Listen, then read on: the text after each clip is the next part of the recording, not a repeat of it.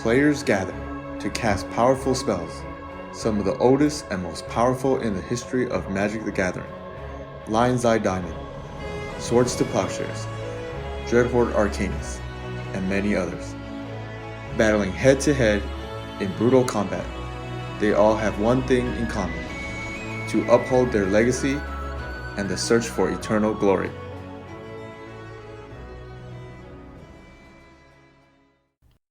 The Eternal Glory podcast is sponsored by Cardboard Live, BoshNRoll on YouTube, ThrabenU University, and theepicstorm.com.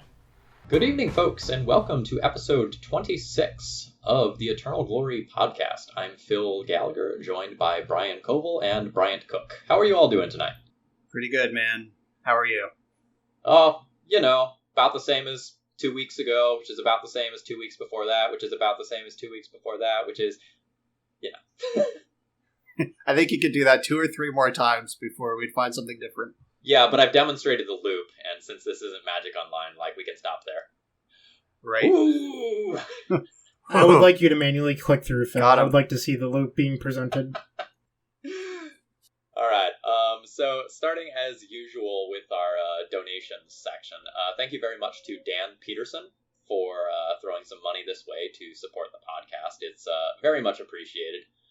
I know a lot of people are putting their charitable donations and such towards other things like COVID and Black Lives Matter and things of that general nature, which are very important. But, we're trying to keep our editor, Phil Blackman, paid. So if you're enjoying what we're doing, consider supporting us in the future. Phil, how's life been for you? What have you been up to? Life's been kind of weird. My sleep schedule has just gone absolutely insane in the past 2 weeks. I'm having trouble getting to sleep and or sleeping through the night.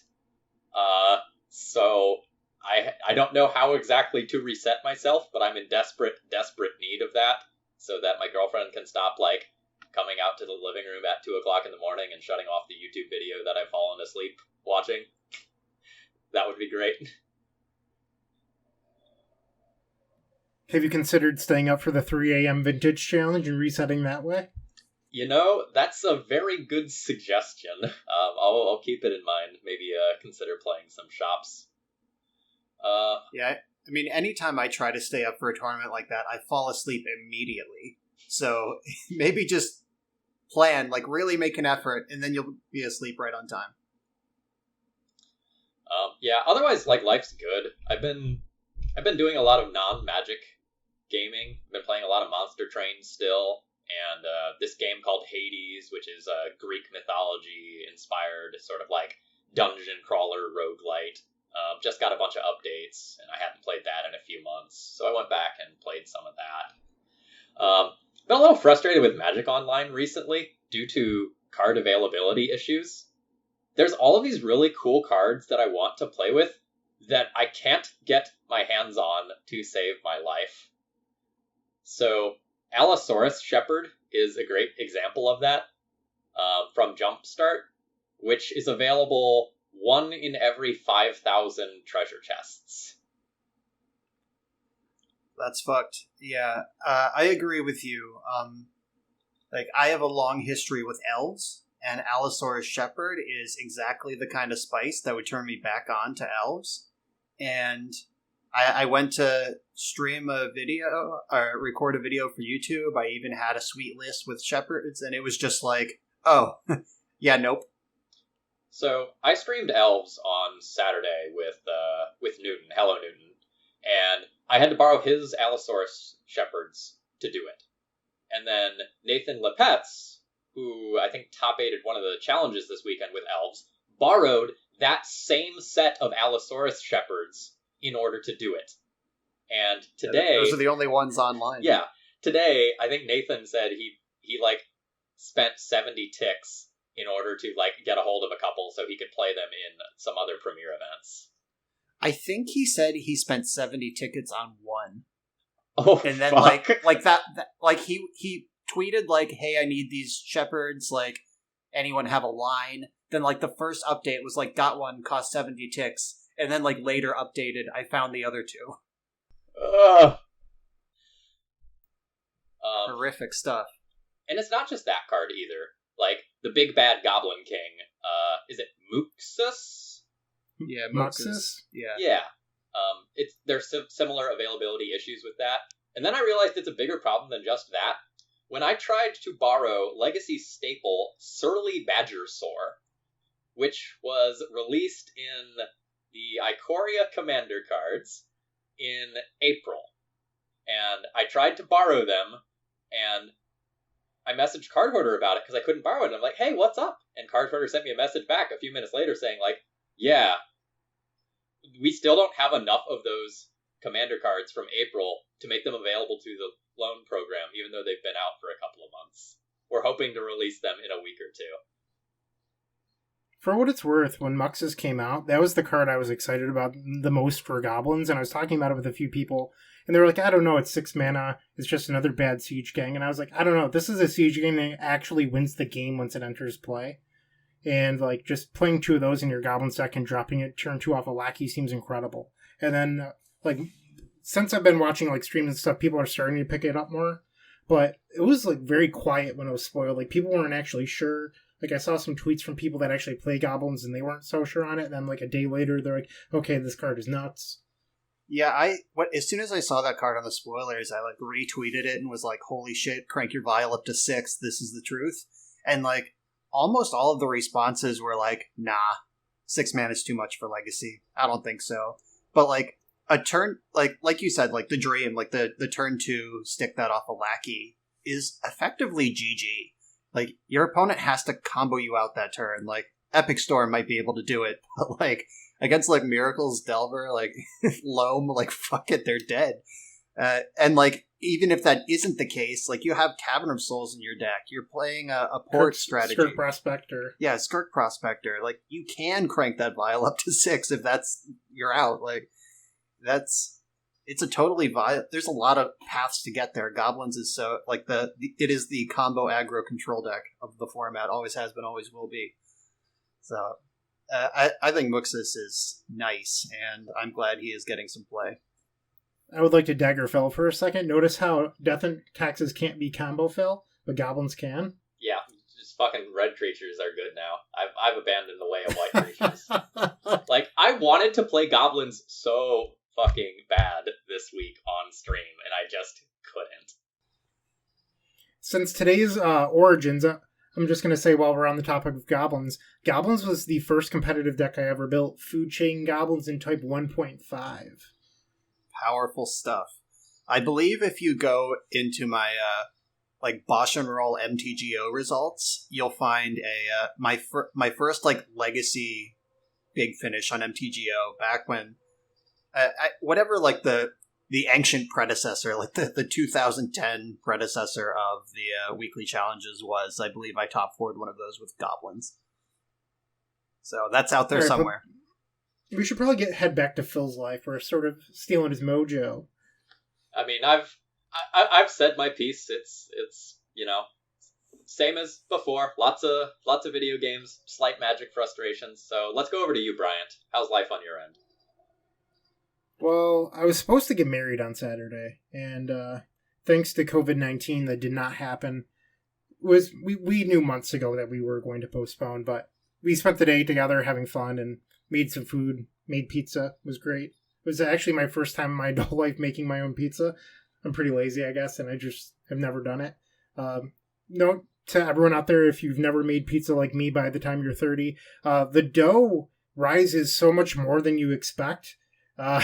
We rolled it very thin, and it still ended up being very thick. So, did you make your dough, or did you buy a package? We bought a package. Okay, yeah. Like I've been making pizza for I am 32 years of age, so probably 22 years. I've been making pizzas in various forms.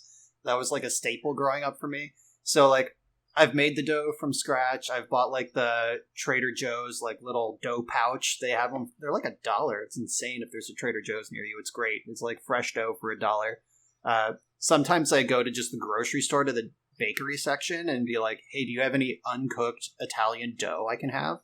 And they'll sell it to you for the same price as a cooked loaf of Italian bread. So you can do it that way. Also, like, the freezer section of any grocery store has, like, frozen Italian loaves that you can thaw out and smush out. So I've done it in many different ways, and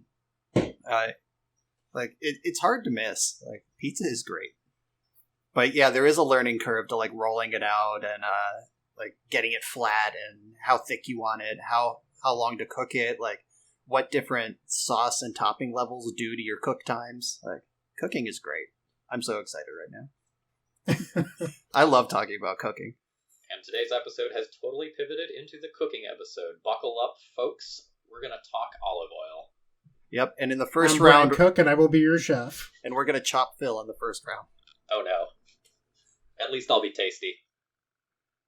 So, I don't want to hijack your section, Brian, but since we're talking about cooking, I got to say, I had a couple over this past weekend. We remained on opposite sides of the room. They're the first people I've had to my house in 3 months, and it was responsible, but I grilled for everyone. And I put these spicy Italian sausages on my grill, and then I just eyeballed the time and went inside to talk to my friends.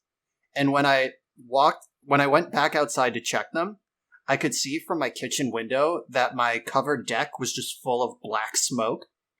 And I went outside, swatting through the smoke, coughing out everything, and the grill was just pouring black smoke out from under it. And I threw it open, and flames 5.5 feet high were just shooting up.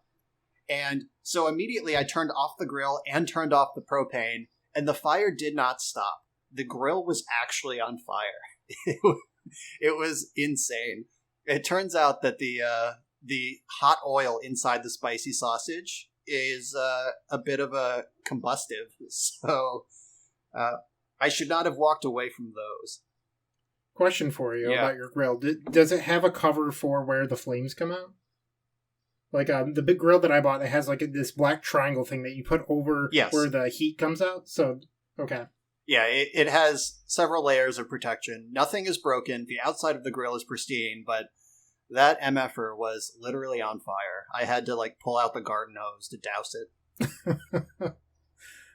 So, before we made pizza on Saturday, I decided to play in a vintage challenge, and actually won my third vintage challenge in 30 days with a paradoxical outcome.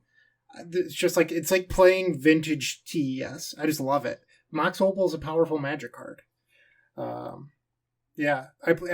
we record tonight, I actually plan on recording a deck tech for my vintage list. So if you're listening to this and you're interested in my PO list, you can go to the Epic Storm YouTube channel and check that out. So, as far as Magic goes, you've also been mucking around with Peer into the Abyss, right? In Legacy? I have. I've been doing very well. Alex McKinley wrote an article, and we talked about that on the last episode, but the biggest thing that I've learned with Peer into the Abyss is that it allows you to play the game a lot more conservatively in some matchups. So, for example, Delver secret strategies. Before, with a Delver and a Dreadhorde Arcanist, they could pressure your life total, which would shut off both Empty the Warrens and Ad Nauseam. So think back to 2018 TES. Those two were really the only avenues you had. 2019 happens. You get Echo of Aeons. Echo of Aeons allows you to once again play a little bit more conservatively, but when you cast it, you really need to be protected by Veil or Defense Grid. And Veil doesn't stop Surgical Extraction or, other things like that. So Defense Grid is what you want, but it being symmetrical hurts. Well, Peer's asymmetrical, and you can cast it from 2 life. So the first day I played with it, I actually cast it from 2, drew 22 cards, and killed my opponent. It's pretty amazing. I'm really happy with the card. I haven't really been missing Infernal Tutor yet. I've noticed my win percentage has gone up quite a bit with Peer. It's weird because I feel like a lot of my leagues, I'm either going 5-0 or 2-3. It's pretty hot and cold at the moment, but... Yeah, I'll co-sign your point there. I recorded a league with Ken and Stompy, a list that Phil linked me to. The league did not go well, but I played against Tess in it, and you see me on video where I have them at a pretty low life total. They're dead on board, and I'm just they have no cards left in hand, and I'm just they put Burning Wish on the stack, and I'm like, yeah, I'm not sure what they can get here that like makes us lose. Like Echo, like we'll get a fresh 7, like maybe we'll find a Force or whatever. And they just got Pier, and I died immediately. And it was like, oh yeah, that card was printed this week. That's a serious Magic card. I think it's the closest thing that the Epic Storm has to a deterministic kill. Because if you draw 25 cards or whatever the number is, like your opponent's going to be murdered. Yeah, like as a thought experiment, I was like, can they miss? Like, is it possible? And I guess, like, if they had already made their land drop, if they just drew every spell that costs... Are there even, like, 22 spells that cost 1 or more in the deck? Like, are you guaranteed to hit a 0-cost mana source in 22 cards? I don't know. Yeah, I don't know either. But I was watching Anurag's stream Friday, and he boarded out, like, 5 of the 0-mana artifacts, like, all the Moxes, and then decided not to cast Pier and went to Tendrils. I thought he should have Piered to play around Veil of Summer, but he decided to do just Tendrils. And then he drew 23 cards. And because he boarded out all the zeros, which honestly I didn't realize because I was like half watching, he didn't draw 0 in those 23, but he also boarded 5 out. Was this the same stream that resulted in the when Bryant Cook just tells you to Tendrils clip? Yeah, so Friday, this actually brings up one of my next sections, is Arena for Magic, I can't even talk today. The Mac version of Arena came out, and I was like learning how to Arena while watching Anurag stream. So I was like playing my match, and Arena moves very quickly. Like if you're not being active, they're like, you're about to lose the game constantly. So I'm like watching Anurag stream and watching him punt, and I was like, what? Wait, he has Lethal Storm and mana. Why isn't he just getting Tendrils? And then neither Anthony nor Anurag bothered to think about my comment and just did it. And for anyone who hasn't seen the clip, there is a food token sitting in play. And it just so happens that the food provides just enough life to keep his opponent alive. He still won. That's all that matters. Scoreboard, so the line was correct. Yeah, Arena's really fun, but I don't like the fact that you have to like grind daily quests in order to get coins to enter drafts if you don't want to buy gems. Like it just seems like a phone game, like a what's that game old people play on their phone? Candy Crush. Yeah, like you have to pay for it in order. I'm not a big fan. So I will step up here in this part of the conversation because I've been playing a lot of Arena lately because I've played like the Grand Prix replacement, whatever that was, a couple weeks ago, and then I played the PT 2 weeks ago, and then I'm testing for the PT final at the end of July right now. So I've been playing an ass ton of Arena, and I actually love the grind. So compared to Magic Online, like if you want to play Magic on Arena, you can grind daily quests and eventually build a deck, and you can draft basically infinitely. Like the first 1,500 gems or 10,000 gold you get, you can just play forever. Because you have to go like 4 and 3 to get your money back in a draft. It's easy money, but like you do have to put in the hours. Compared to Magic Online, where you download the client and you enter it, and it's like, all right, now what do I do? You spend money. There is no way around it. Like it's the only thing.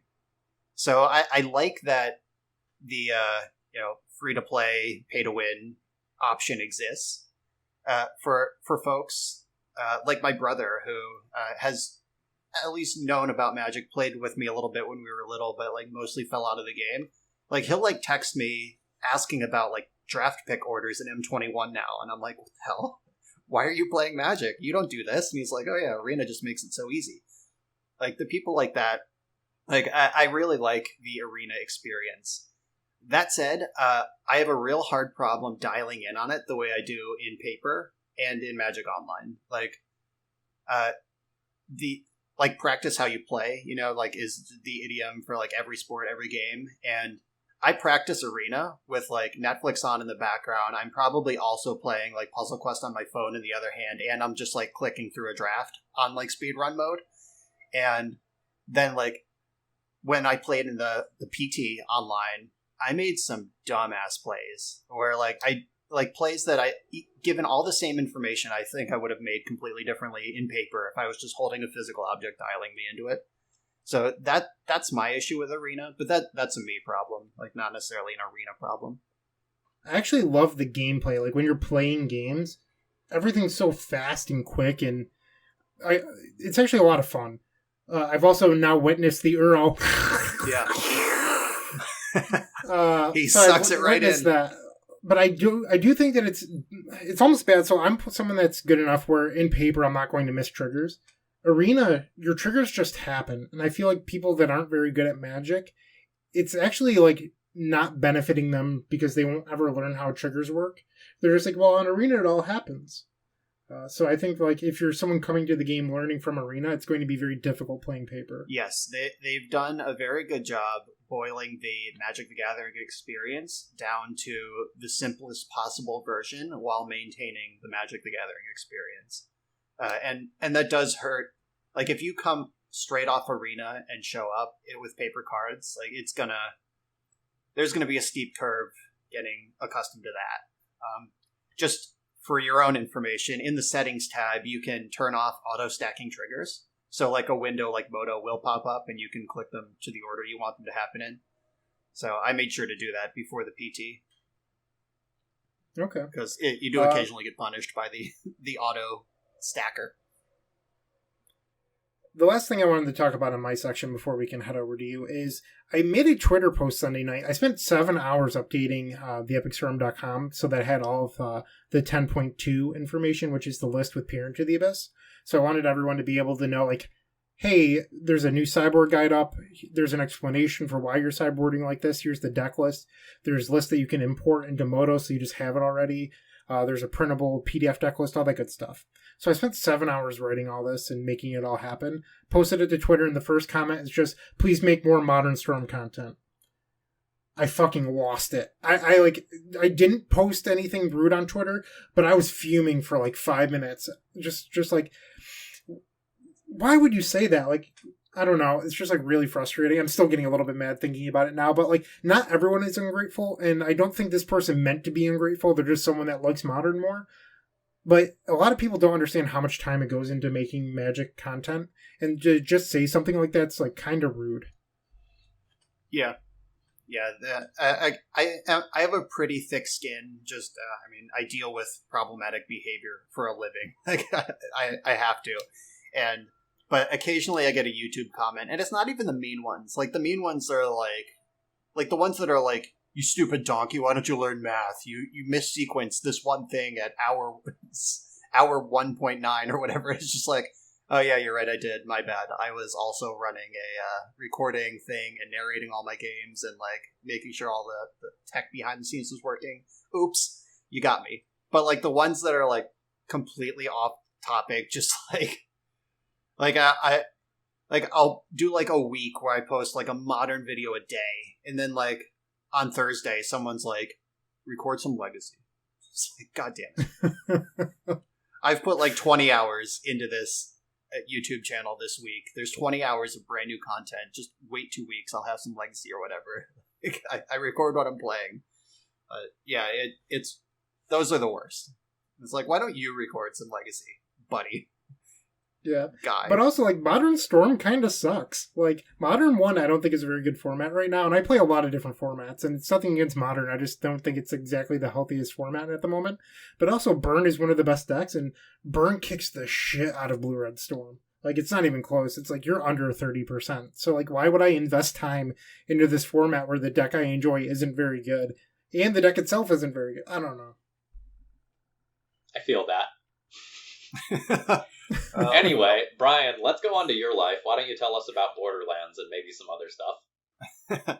All right, well, I'll start by saying that on Twitter right now, depending on when you're listening to this episode, until July 6th, I'm doing a giveaway to benefit Black Lives Matter and trans rights stuff. Basically, all you have to do is send me a screenshot of a receipt that you donated $10 or more to any organization that benefits Black or trans people. And I'll put you into the raffle. I'm giving away an Expedition Windswept Heath. So go do that at BoshNRoll, BOSH, letter NROLL. That's live. Go check it out if you like supporting things and gambling.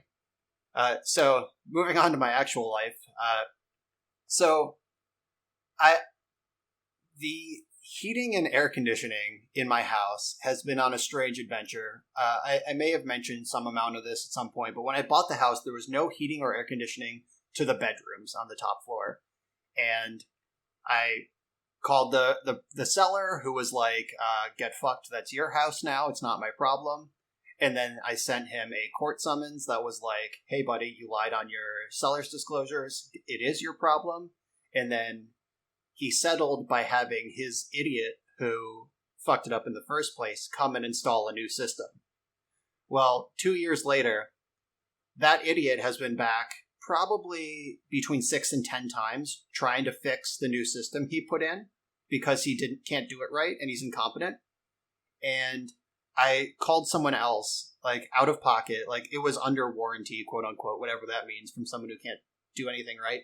I called someone else to actually get a diagnostic to fix this system for good. And $2,000 later, someone else reinstalled my HVAC stuff today. And there's cool air blowing through my bedroom. And I'm very happy about that. But I'm very salty about this whole adventure with this idiot. So I left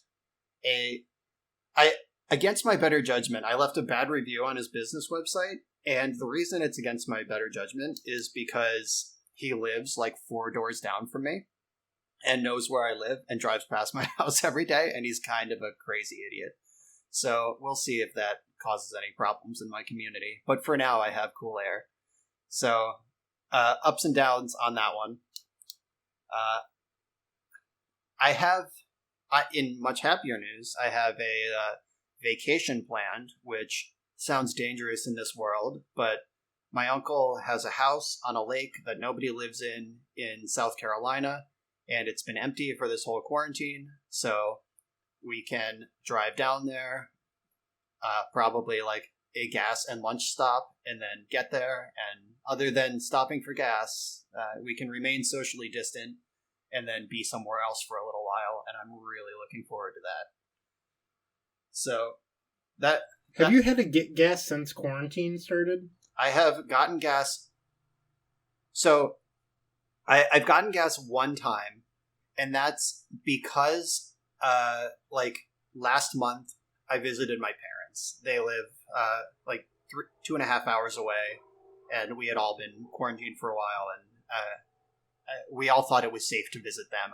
I literally still had their Christmas presents because quarantine. Like, I was in Europe over actual Christmas, and like we had plans to see each other, and then quarantine happened, and like I literally delivered their Christmas presents in June to them, and so I had to get gas because I made that trip, but that's the only reason. I did it once, and I was wearing gloves and a mask, and people around me were looking at me like I was crazy, and I don't know like what the deal is. Like, are you not supposed to wear gloves when you like? Think of all the people that have touched that gas handle. And I maybe I'm just like being a little bit of a germaphobe or whatever, but I was just like, New York State doesn't have people that pump your gas like Jersey, but I was like, now would be the time. If if that existed, I would gladly tip someone to not have to touch that gross handle. Yeah, I know Sheetz, which is a regional gas station chain for our foreign abroad listeners. Sheetz has like disposable gloves at every pump. And that was super nice. Like, cause I said, I've only gotten gas once in the past 3 months. And when I pulled into the gas station, I was like, oh no, I'm going to have to touch this thing that so many people have touched. But then there was just a big box of disposable gloves for me. And it was so nice. I love Sheetz. Better than Wawa. So, I was going to ask you, do you have a stance on Sheetz versus Wawa? So Wawa has better subs, but Sheetz has better everything else. Like facilities, prices, like everything else they carry, they're made fresh food. Everything is better except subs. Wawa does do subs better. So I've been to both. I think they're both fine. You're not going to like my answer here, but I think that it is kind of silly that people take such strong stances and hatred over one another over gas station food. It's like, no, my gas station food is better than your gas station food. I will cut you if you don't back down. Yeah, I'm not about to cut anyone, though. If a Sheetz and Wawa were right next to each other, I would go to the Sheetz. Though I'm certainly not like, when I'm on the road, like, oh no, we're in Wawa country. I'd rather die.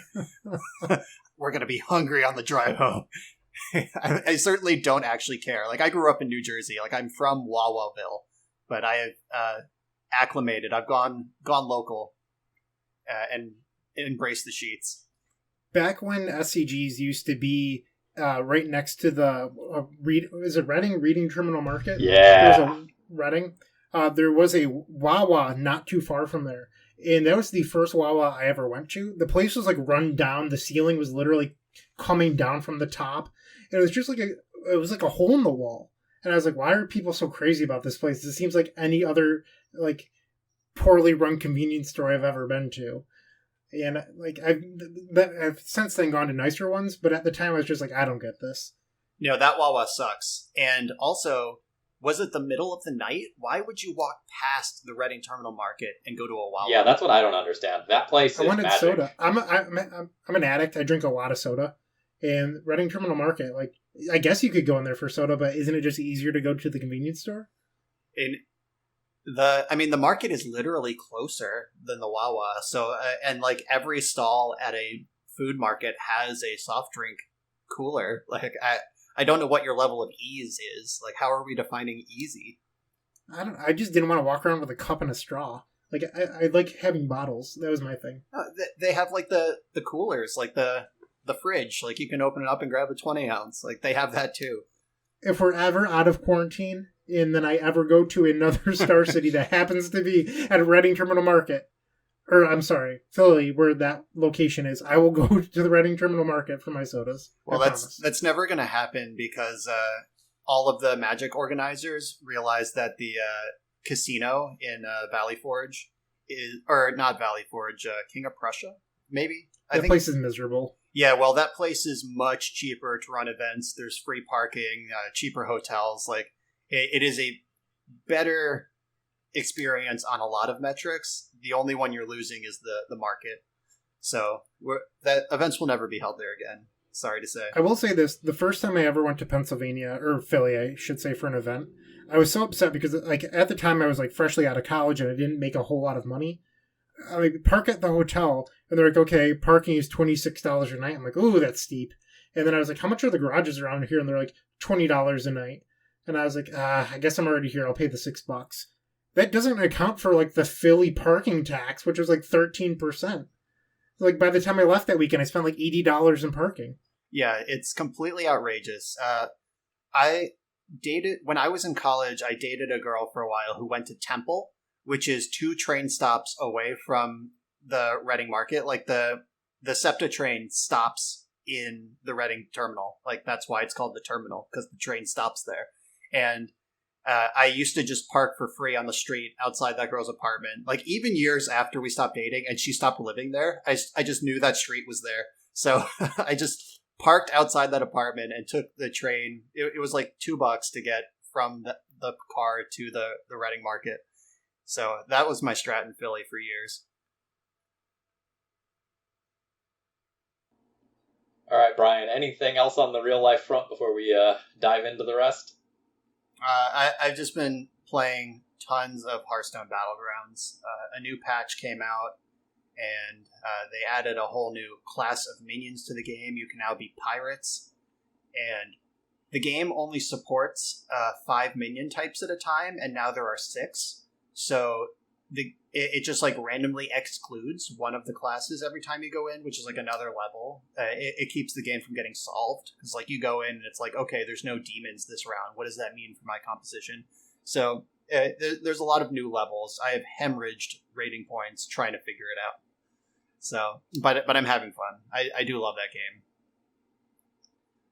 That's all I got. All right, then let's dive into feedback. Let's take a look at the comments that we got. Oh, wait! There weren't none! Perfect episode then, right? Seems like it. Perfect episode.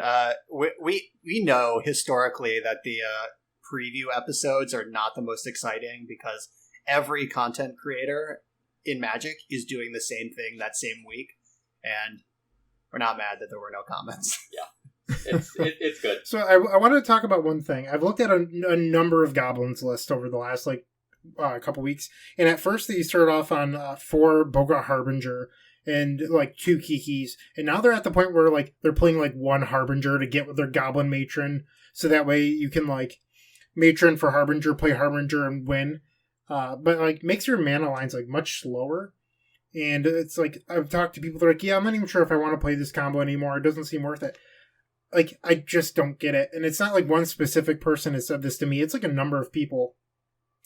And I mean no offense to the people that work on Goblins, so partially sorry to Phil here, but Goblins isn't like that great of a deck. Like, it's solid, don't get me wrong. It's like a fine deck, but like Muxus does improve it, which is true.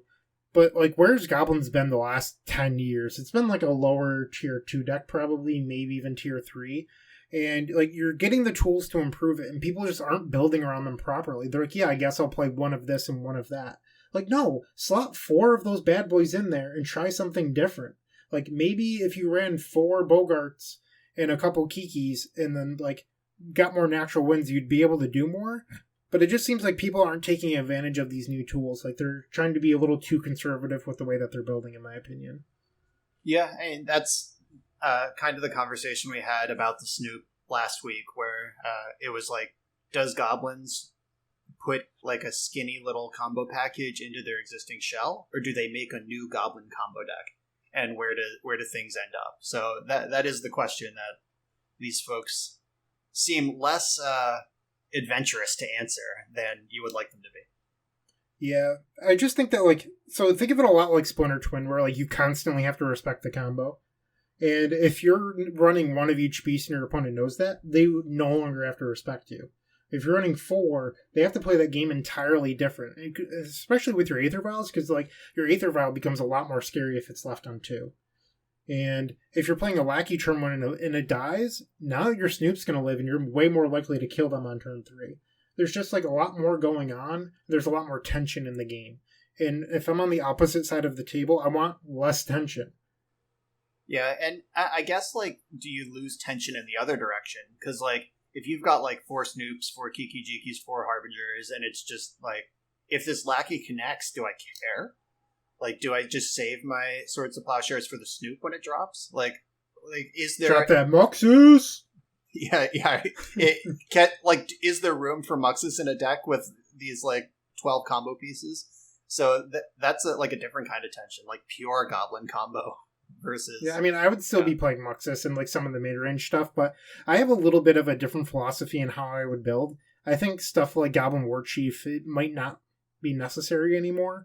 And I was talking about it with a couple of people, and they strongly disagreed, and they felt like War Chief should never leave. But it's just like, if you told me 10 years ago today that I would no longer be playing Infernal Tutor, I would have laughed at you and dismissed anything you said.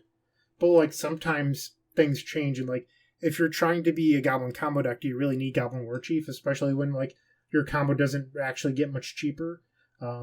I'd still want like ringleaders and stuff to rebuild, but I don't think you need to be playing 4 Matron. Like, I think that you can just swap those with Bogarts. From a slightly different axis, in thinking about Goblins, I've been thinking about the same thing that I've been thinking about with every deck that I play, and that's Chrome Mox. Like, at what point do we dump a little bit of extra mana acceleration into Goblins because your late game already recoups that so well? Like, at what point do you start trying a couple of Chrome Mox or Lotus Petal? And what's the 2 mana guy that has the Goblin Lackey effect? Instigator? Yeah, Warren Instigator. Like, at what point do you go more all in on Muxus and like have additional ways to get that into play? I've been thinking about that a lot. Goblin Stompy. Yeah, that I trust Phil to figure out the Stompy version of every deck. But I do. Yeah, Goblin Stompy sounds sweet too. Like, forget a Snoop. Let me get those mod catchers. Oh God. I actually had a mail day today. My set of Japanese mod catchers arrived. I bought them as soon as I saw Muxus on the previews. I like how Phil has joined the Eternal Glory podcast, and 4 months later he can't get enough Chrome Mox. Card's so good. I think that just says something about my influence. Or that Chrome Mox is a hell of a card. I learned that card is like $70 recently. Like, that's a lot of money. Like, I tend to freeze the price of a card in my head at whatever I bought it at, and I'm pretty sure my Chrome Moxes I got when they were in Standard. So the $70 price tag is just like, oh baby. When they spiked, I had 12 of them on the epicstorm.com. I posted saying that I had them, And I was also not going to spike the price. I said, hey, if you want these, you can get them for what they're at currently. They're $48. They were at the time. They were $48. They've like steadily gone up to like $50, and then there's a spike up to like $72 or $74. But I said like, hey, please only buy these if you plan on casting them with Rite of Flames. And they sold like by a couple, like 2 here, 3 there, whatever. But they all eventually sold. Nice. Doing your part to get more test decks in the world. Hopefully.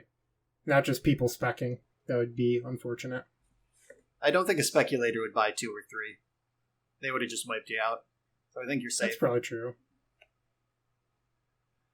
Those MTG finance people. All right, so do we want to get to this week's real conversation? So what we want to do is talk about our Magic origins, like not the set, but our own personal stories. We're going to focus on level ups. Like, we're going to do some backstory, like this is when I learned to play, this is when I found tournaments, this is when I found Legacy. And then we're going to get into, like, what made us better. Like, why are we now in a spot where we feel like we can talk on a podcast and have something to say versus just, like, be someone else? Or, like, why do we have results? Why are we here? So, like, something happened along the way from that, like, little kid who opened a pack of Tempest or whatever. So we're going to talk about that journey. Well, Brian, why don't you start us off? All right. Am I the oldest here? A 1996 Magic start date? Did either of you start earlier? Oh, you beat me. You beat me. All right. I am the oldest wizard in the group. I think both by age, but not by much. But wizard-wise, I started in the summer of 1996. There was a summer camp that I went to every year as a kid, and we got to pick electives. Like, I usually picked like archery and swimming, but one session just randomly offered Magic the Card Game was what the session was called, and I was like, that sounds neat. I'll get in on that. Or it sounds like it's inside. It sounds like it's under the pavilion. Like, I don't want to be in the sun.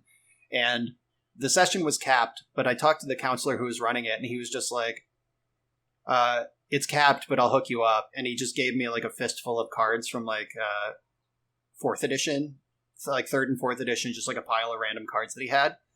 And I was able to cobble together enough to play with the other kids, like during downtime and stuff.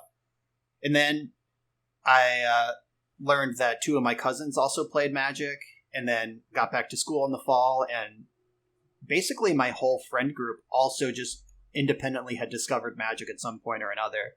I was in the before and after school program because my parents worked, so they would just like drop me off at school at like 7 a.m. and pick me up at 5 p.m. So I had a lot of free time with these same like 3 dudes, Pete, Jesse, and David. Not that it matters what their names are, but all 3 of them independently also discovered Magic on their own. And then I came back to the school program in the fall and was like, hey, look what I got. And they're like, oh, we have those too. And then a play group was born. To pause you for a second. So what you're saying is a camp counselor got you hooked on cardboard crack? Yes, that did happen. That's the true story of my life. Also, like, so back then, let's put it a little bit into perspective. 1996, the game's 3 years old. There was moms, like, boycotting Magic the Gathering because it was like a satanic card game. And this guy at a summer camp was like, yes, let me teach these kids Satan cards. So, funny story, true story. My mom, like, at the end of that camp session, there was, like, a camp night where, like, the parents came and, like, all of the groups at the camp put on some sort of, like, dance number or whatever, like, to entertain the parents. And at, like, parents' night, I was sitting with other kids, just, like, looking at Magic cards. We weren't even playing. We were just, like, holding them. And my mom was like, what is this? And one of the older guys, like, he was still a kid, but he was older, and he was actually in the Magic elective he got in. He was like, oh, they're Magic cards. They do this and this and this, and they're different colors, but we don't have any black cards because some of them have bad words on them. That was like a real thing that he told my mom. And my mom was like, oh, well, that's good.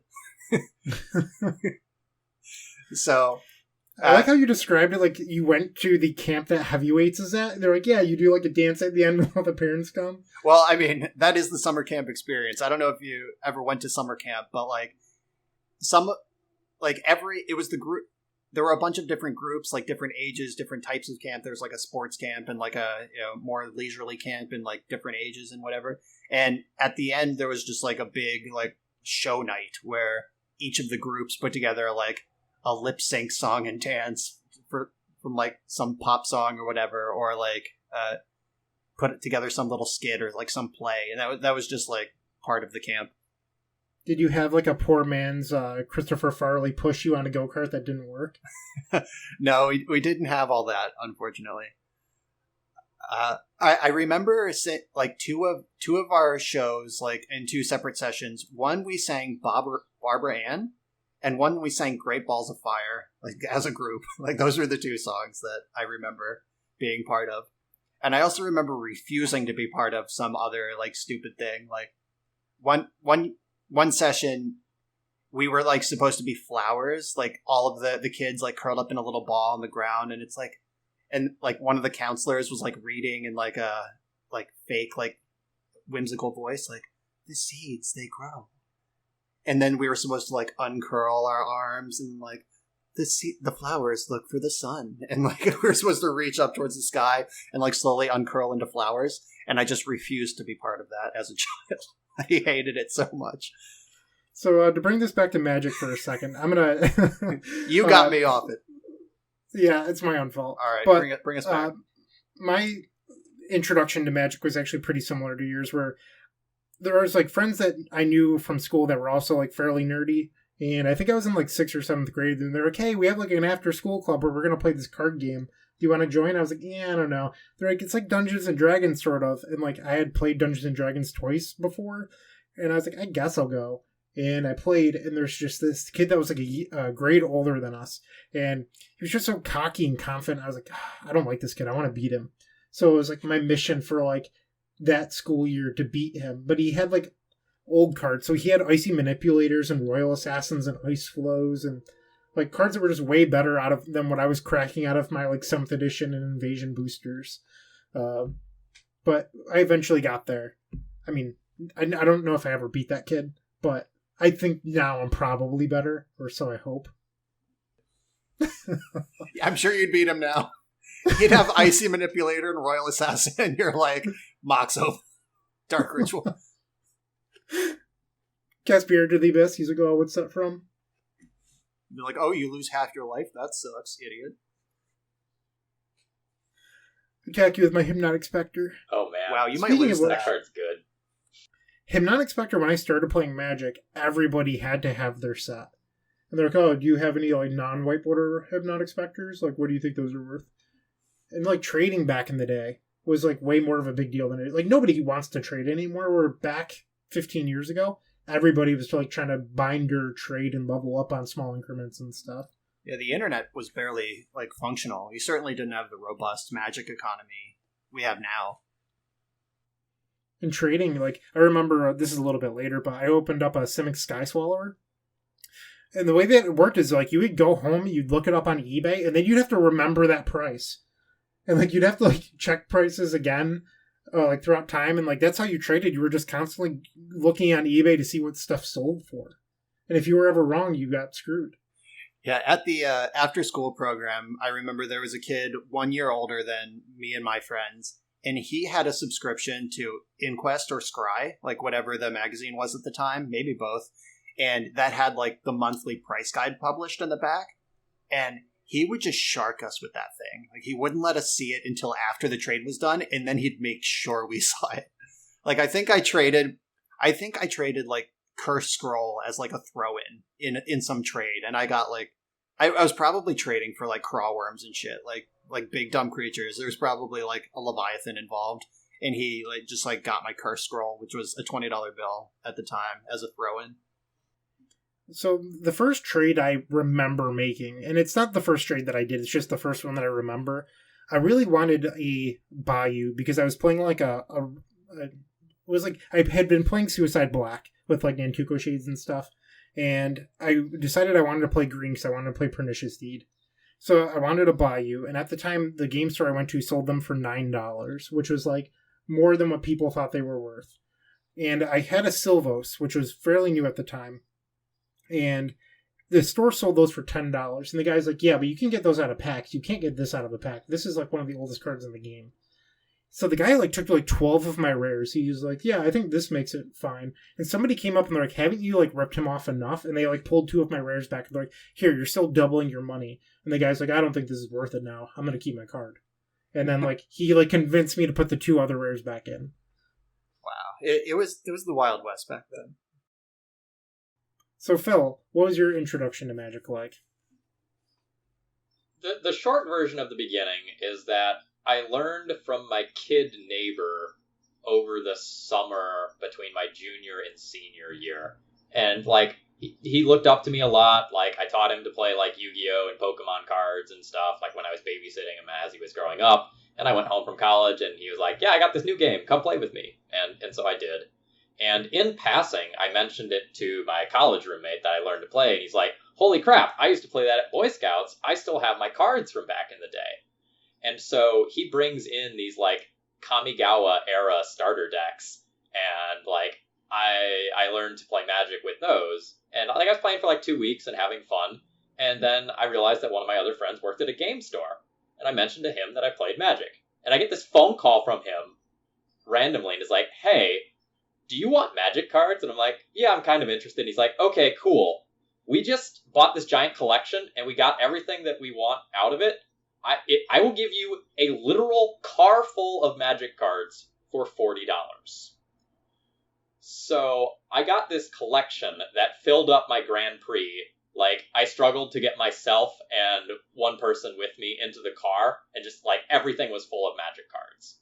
And so I spent the next few months just, like, building decks with, like, mostly commons and uncommons from throughout Magic's history. And, like, that's how I learned to play, is just by, like, brewing these ridiculous decks and then, like, bashing them against my roommate and a couple other people that went in on this collection with me. That's I like the idea that, like, one of your friends was like, let's play Kamigawa Precons. And they probably had the one with Umezawa's Jet in it, and you had, like, the bad samurai one, and they just, like, constantly crushed you with Umezawa's Jet without you knowing. Oh, man, I have fond memories of that stuff. It was, like Zubaras and, like, Spirits and... The red one had, like, both brothers in it. I forget what they're called, but it's like if you have them both in play, they each get, like, +2. Yeah, that card was sweet. I think it's Yamazaki. The Brothers Yamazaki. Yeah, because, like, it is a card with the same name. It is a legendary creature with the same name, but there's 2 different arts.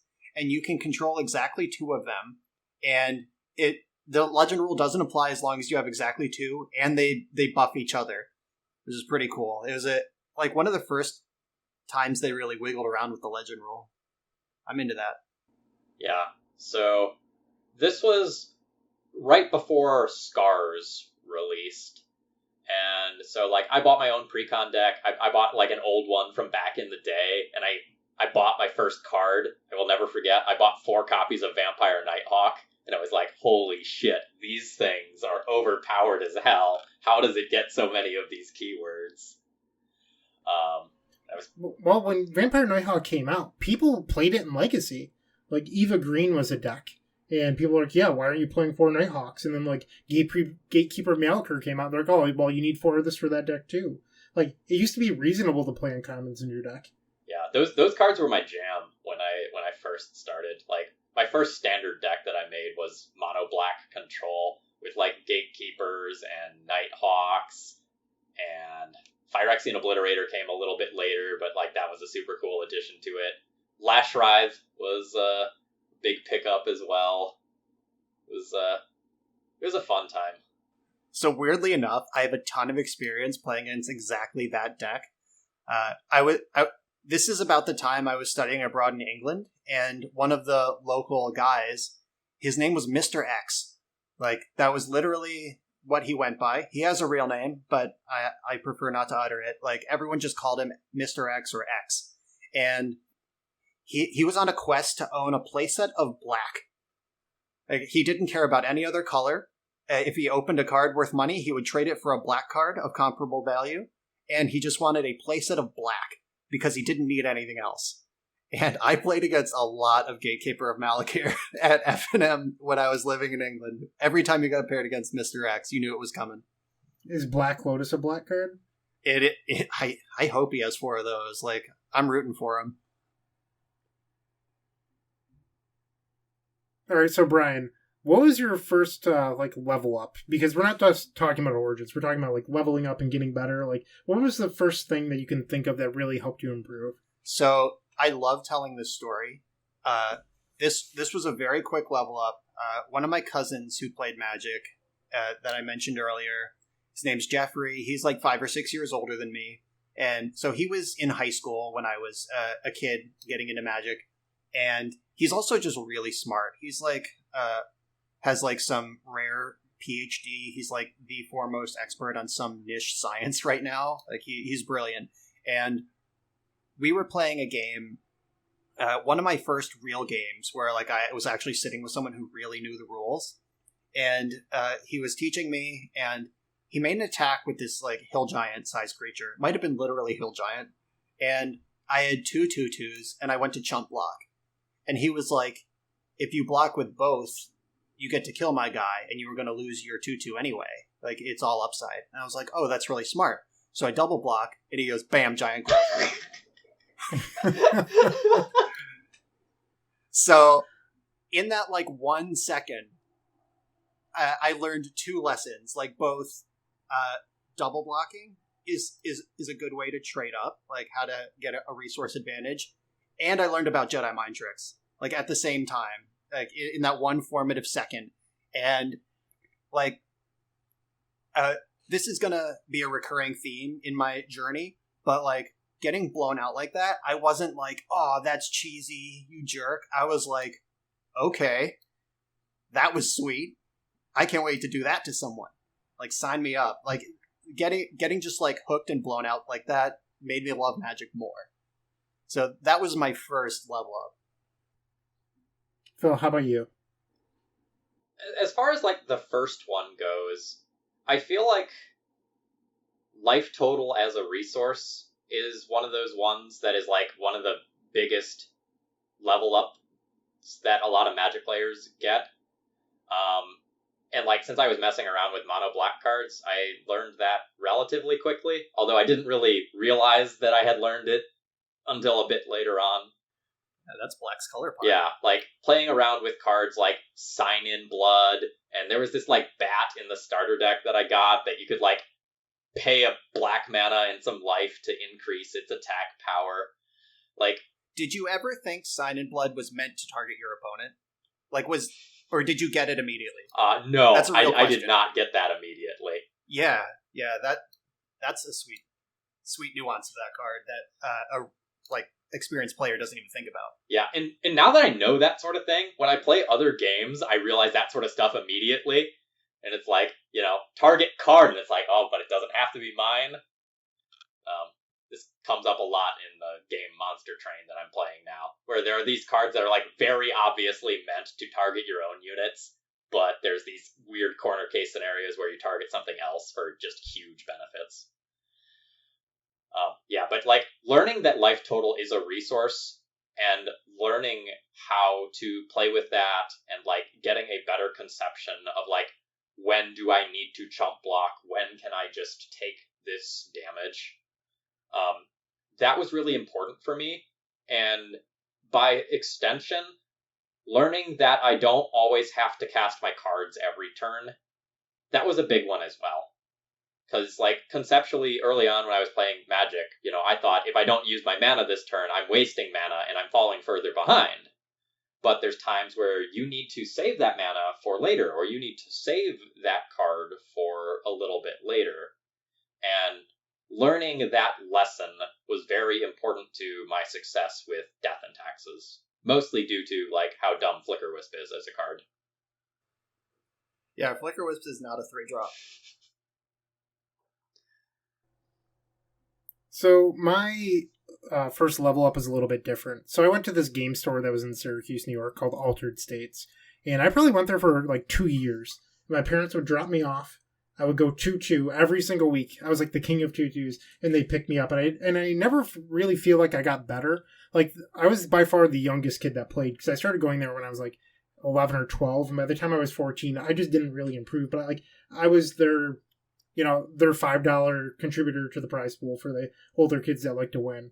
And I was like pretty nice. And a couple of the older kids began to feel, honestly, I think they just felt bad for me, because they were all like 16 to 18, and they're like, this kid doesn't win. And they were like, should we invite him to the Source, which was a Magic the Gathering legacy site that was like relatively unknown at the time. One of the guys that made the Source is from Syracuse, but there's also like a couple of other people. They were like an offspring from the Mana Drain. And they're like, oh, I don't know, do you think he's like good enough? We only invite good people there. And like, well, he needs to get better, and like this is a way for him to get better. And like I sat there as they argued over it. And like there's a couple guys who were like, no, absolutely not. Like, we don't need scrubs in our forum. And like back then, people used to call each other scrubs all the time, or like, you're bad at this game, and like they were actively mean about it. Oh, it was toxic as fuck. Oh my god, yeah. And after a while, this one guy was just like, look, either you're going to invite him, or else I'm just going to quit posting. And so they let me in. And I'm honestly embarrassed about this, because like, a lot of my early posts on the Source are still there. And I should probably go scrub it at some point. But, go look at them now before he deletes them. Listeners, go I mean, look there's for a it. ton of embarrassing stuff on there. Oh god, mine too. But so they finally let me in, and that was the first thing that really made me improve, because I had played like 4 or 5 different decks at that time, but I never really got any better. I was sort of just like playing Magic. And the thing that I learned is like access to information is an advantage. Like, if you can read things, you have an advantage over people that can't. And it's sort of why I don't like the idea of like Patreon or paywalls behind websites. Like, the Epic Storm will always have free content. I will never charge anyone for content. Just because like that was one of the first things that I learned. And it's like almost like taxing the poor. Like, if you can't afford this, you don't get to know it. And I don't like that. So that was my first level up, I guess. It's just like going to the Source and reading what better players had to say, and then me absorbing that information. I used to spend 6 to 8 hours a day reading the Source at that point. When I moved to Roanoke, I had sort of an in-person equivalent of that, where like my FNMs and weekly tournaments were just stupid stacked.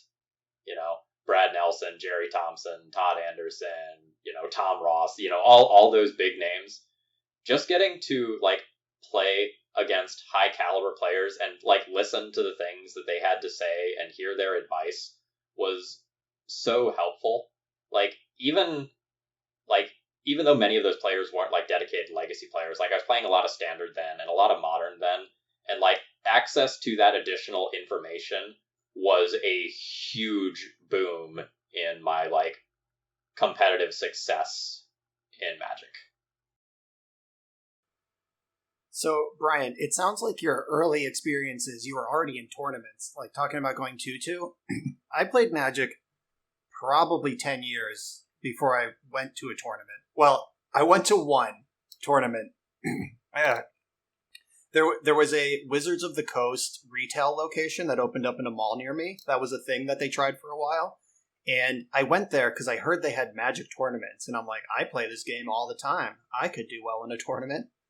And I didn't know what formats were. Like no one does. Yeah, I just didn't know that there was a standard and an extended and whatever.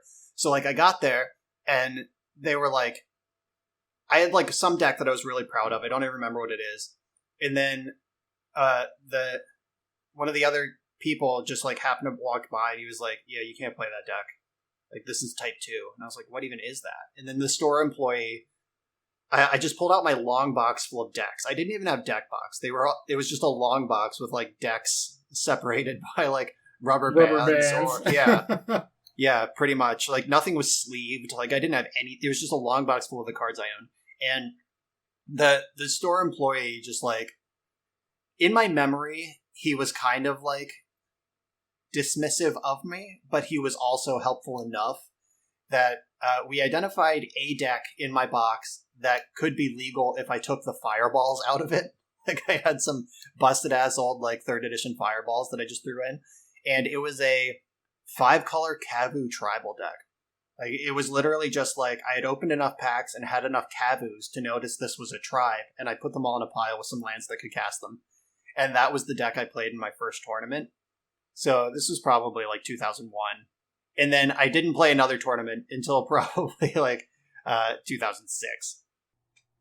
I was already invested in tournaments by 2006. I was actually probably fairly okay at Magic by 2006. I went straight from playing in like the after school club and like thinking that like I want to be better than this kid to like I'm going to go to this game store. Like my parents just dropped me off. I had no friends. I just walked in and I was like, I would like to play Magic the Gathering. And they're like, okay, let me see your deck. And then I entered my first Legacy tournament where my first opponent Intuition for double Squee Forbid. And I was just like, I don't know what's going on. They're like, I'm going to counter every single spell you play for the rest of the game. And I was like, oh, okay.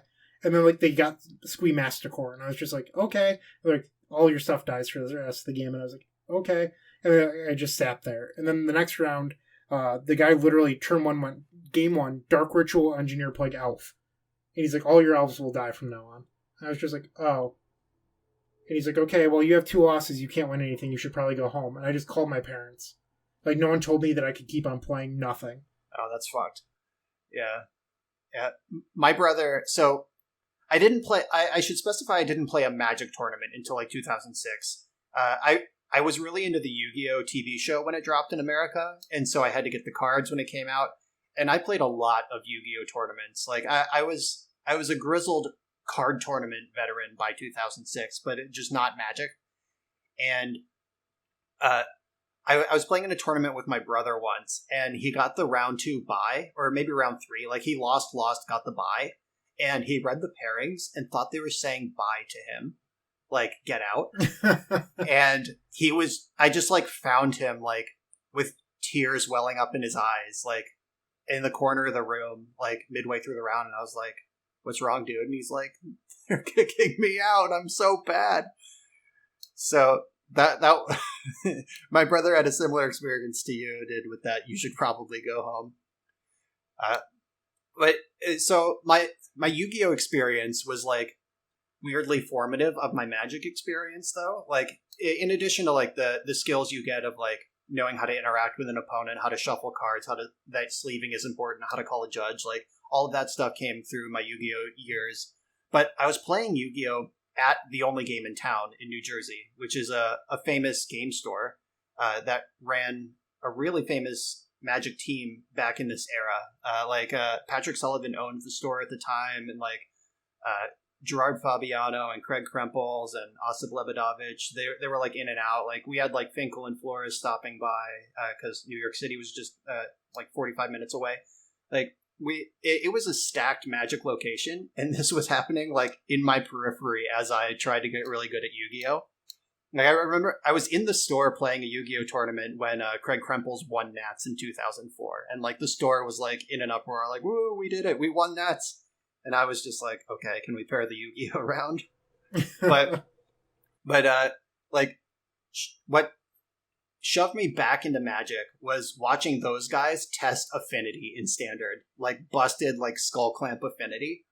Like, it was just between rounds of a Yu-Gi-Oh! Tournament. I don't remember who it was, if it even was like a big name, but like I was watching some people test Standard, and I just watched them go like Artifact Land, Thing, Frogmite, etc. Like Mirror Enforcer, I have 7 power in play on turn 1, go. And I was just like, holy shit, I could be doing that. And then I started taking my Yu-Gi-Oh! Prize packs in Magic. Because like the prizes were pack based. So I would play Yu-Gi-Oh! To win Magic packs. And that just steered me back into Magic from there. I actually know a number of people who got back into Magic through that avenue. Yeah, it's so exciting. But going back to tournament Magic, so 2 years before I had started playing Magic in 2002 in tournaments. By 2004 September, the BNR split. So the Magic that I'd been playing Type 1.5 became Legacy. So like everything was uplifted at that point. I mentioned that I played a lot of Food Chain Goblins previously. Like that was like one of the first competitive decks I built. Like I had built like Suicide Black, and like I guess I think maybe I built Blue White Red Land still after. I think it was after, because I did play Blue White Red Land still too. Like, it was my first big top 8. I top 8'd an event when I could have been playing mana drains, but I couldn't afford them, so I just played counter target spell. But the format shifted, and when that happened, all the older kids that allowed me into the source, like half of them just quit the game because they're like, well, if I can't play Bizarre Baghdad and Mishra's Workshop, I don't want to play. Should have stuck around a little while longer. They're a bunch of maniacs. Those cards suck. Both of those are miserable cards to exist. But to each their own. So, we've now heard from you that you were playing Legacy tournaments from the womb. So the next section was going to be, when did you discover Legacy? But you're already there. So, Phil, when did you find Legacy? So that kind of like my senior year of college, I was mostly playing like casually playing Scars of Mirrodin, Draft. I drafted that format a lot, but just kind of like I was a local game store / like kitchen table Magic player at that point. And then after that, I like moved and went to grad school.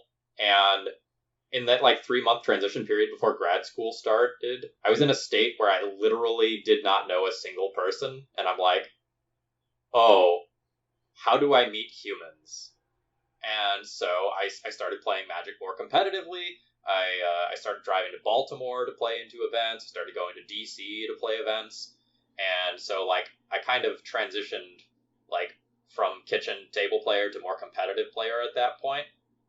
But I didn't have the money to play Legacy. Like I was on a grad student stipend / like unemployed for that summer. So I spent about 6 months going to Star City Opens and GPs just to trade and grind value on the trade floor. And I built into a like precursor to Death and Taxes because I couldn't quite get the last couple of cards. And I played my first Legacy event at Dream Wizards in Maryland. And I got to play against Jarvis Yu in round 3 of that event. And I will never... Who's that? I don't know, some scrub. Some old guy? He didn't beat me, though. That's what matters. We got a draw because I believe I Armageddoned him 3 times in a game. Count it.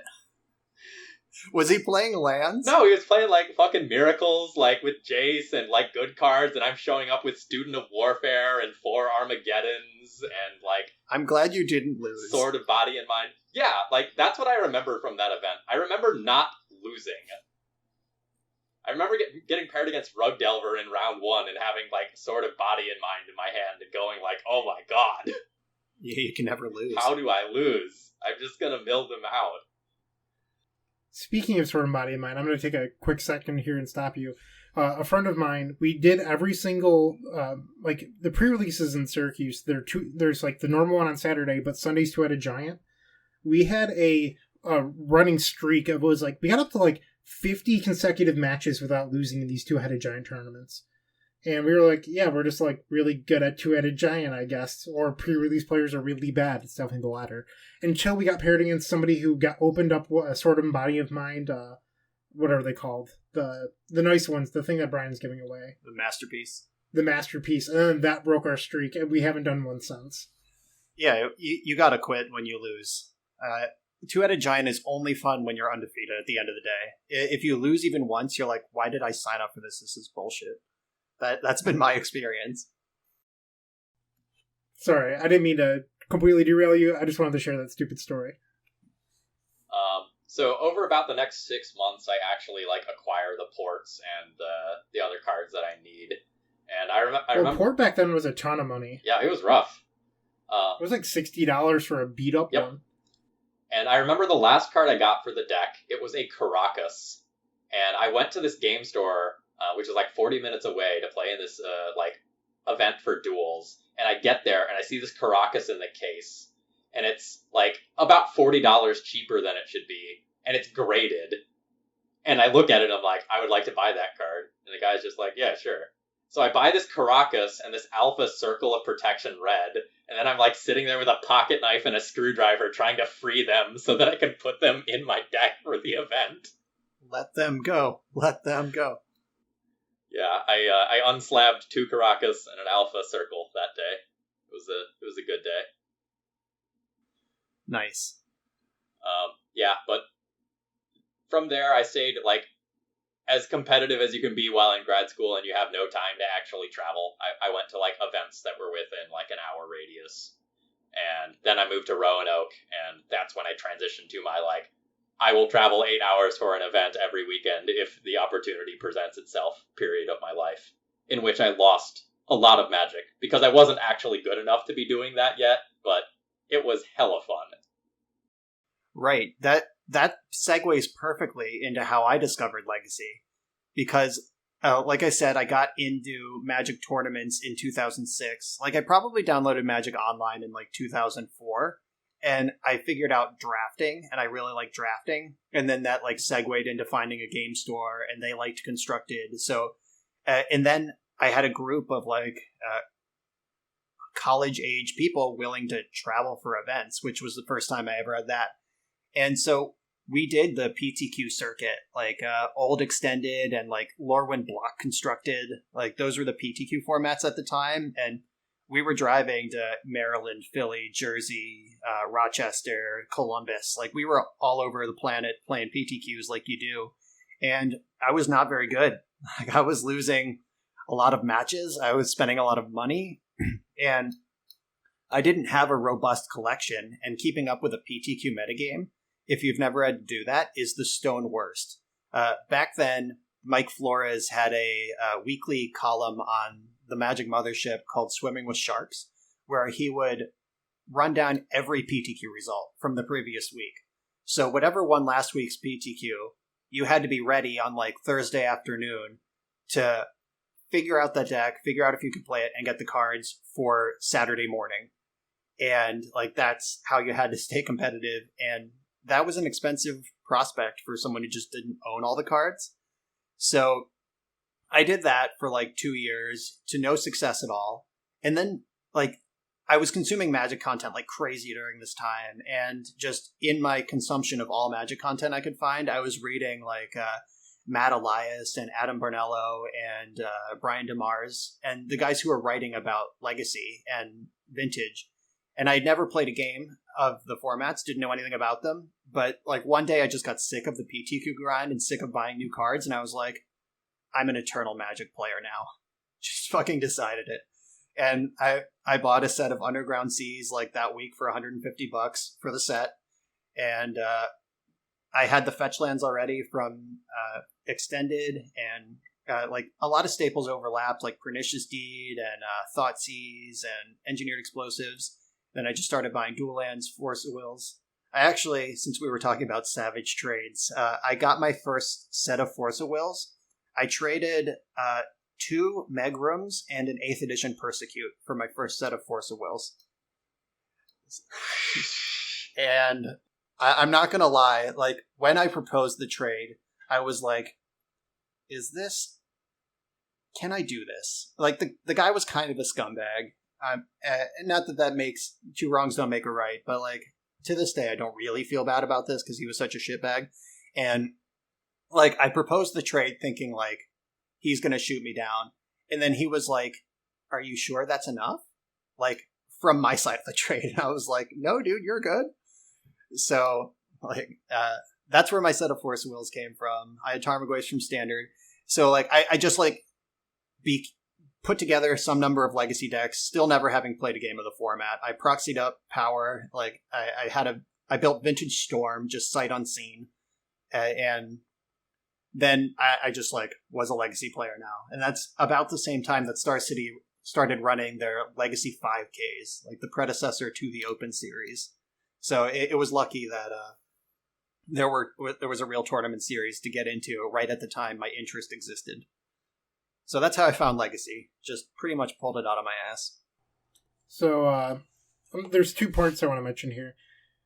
It's weird that like Syracuse has always been like this hotbed for Legacy up until the last few years now. Like, the people that were so invested in the Legacy have grown up or moved away or whatever. But like, part of the source started here and it was like a big identity. So like, when people would move to Syracuse that played Magic, they're like, why doesn't anyone here care about Pro Tour qualifying formats? All anyone does is play Legacy. It was just like really strange. Like, people would move here and be like, oh, where can I find a Standard or PTQ? And they'd be like, what? There's a Legacy like 2K or something coming up, but like that was it. Like no one cared about anything that wasn't Legacy. And the other thing is, you mentioned Adam Barnello. He would tell you that I am his little brother. Like the Epic Storm was developed on his kitchen table, and he was the idea or the main person behind the team that I was on that TES is named after. He was the one that named it Epic and all that stuff. So yeah, this was the era when Ely was running like a monthly 40 duels in Vestal, and like that there was some other store in a town that's name is escaping me right now. Elmira, right? That was a little bit later. Yeah, it was a little later. It was a little after the Jupiter Games era, but like I remember like being up there and like seeing like the Team Epic T-shirts and stuff.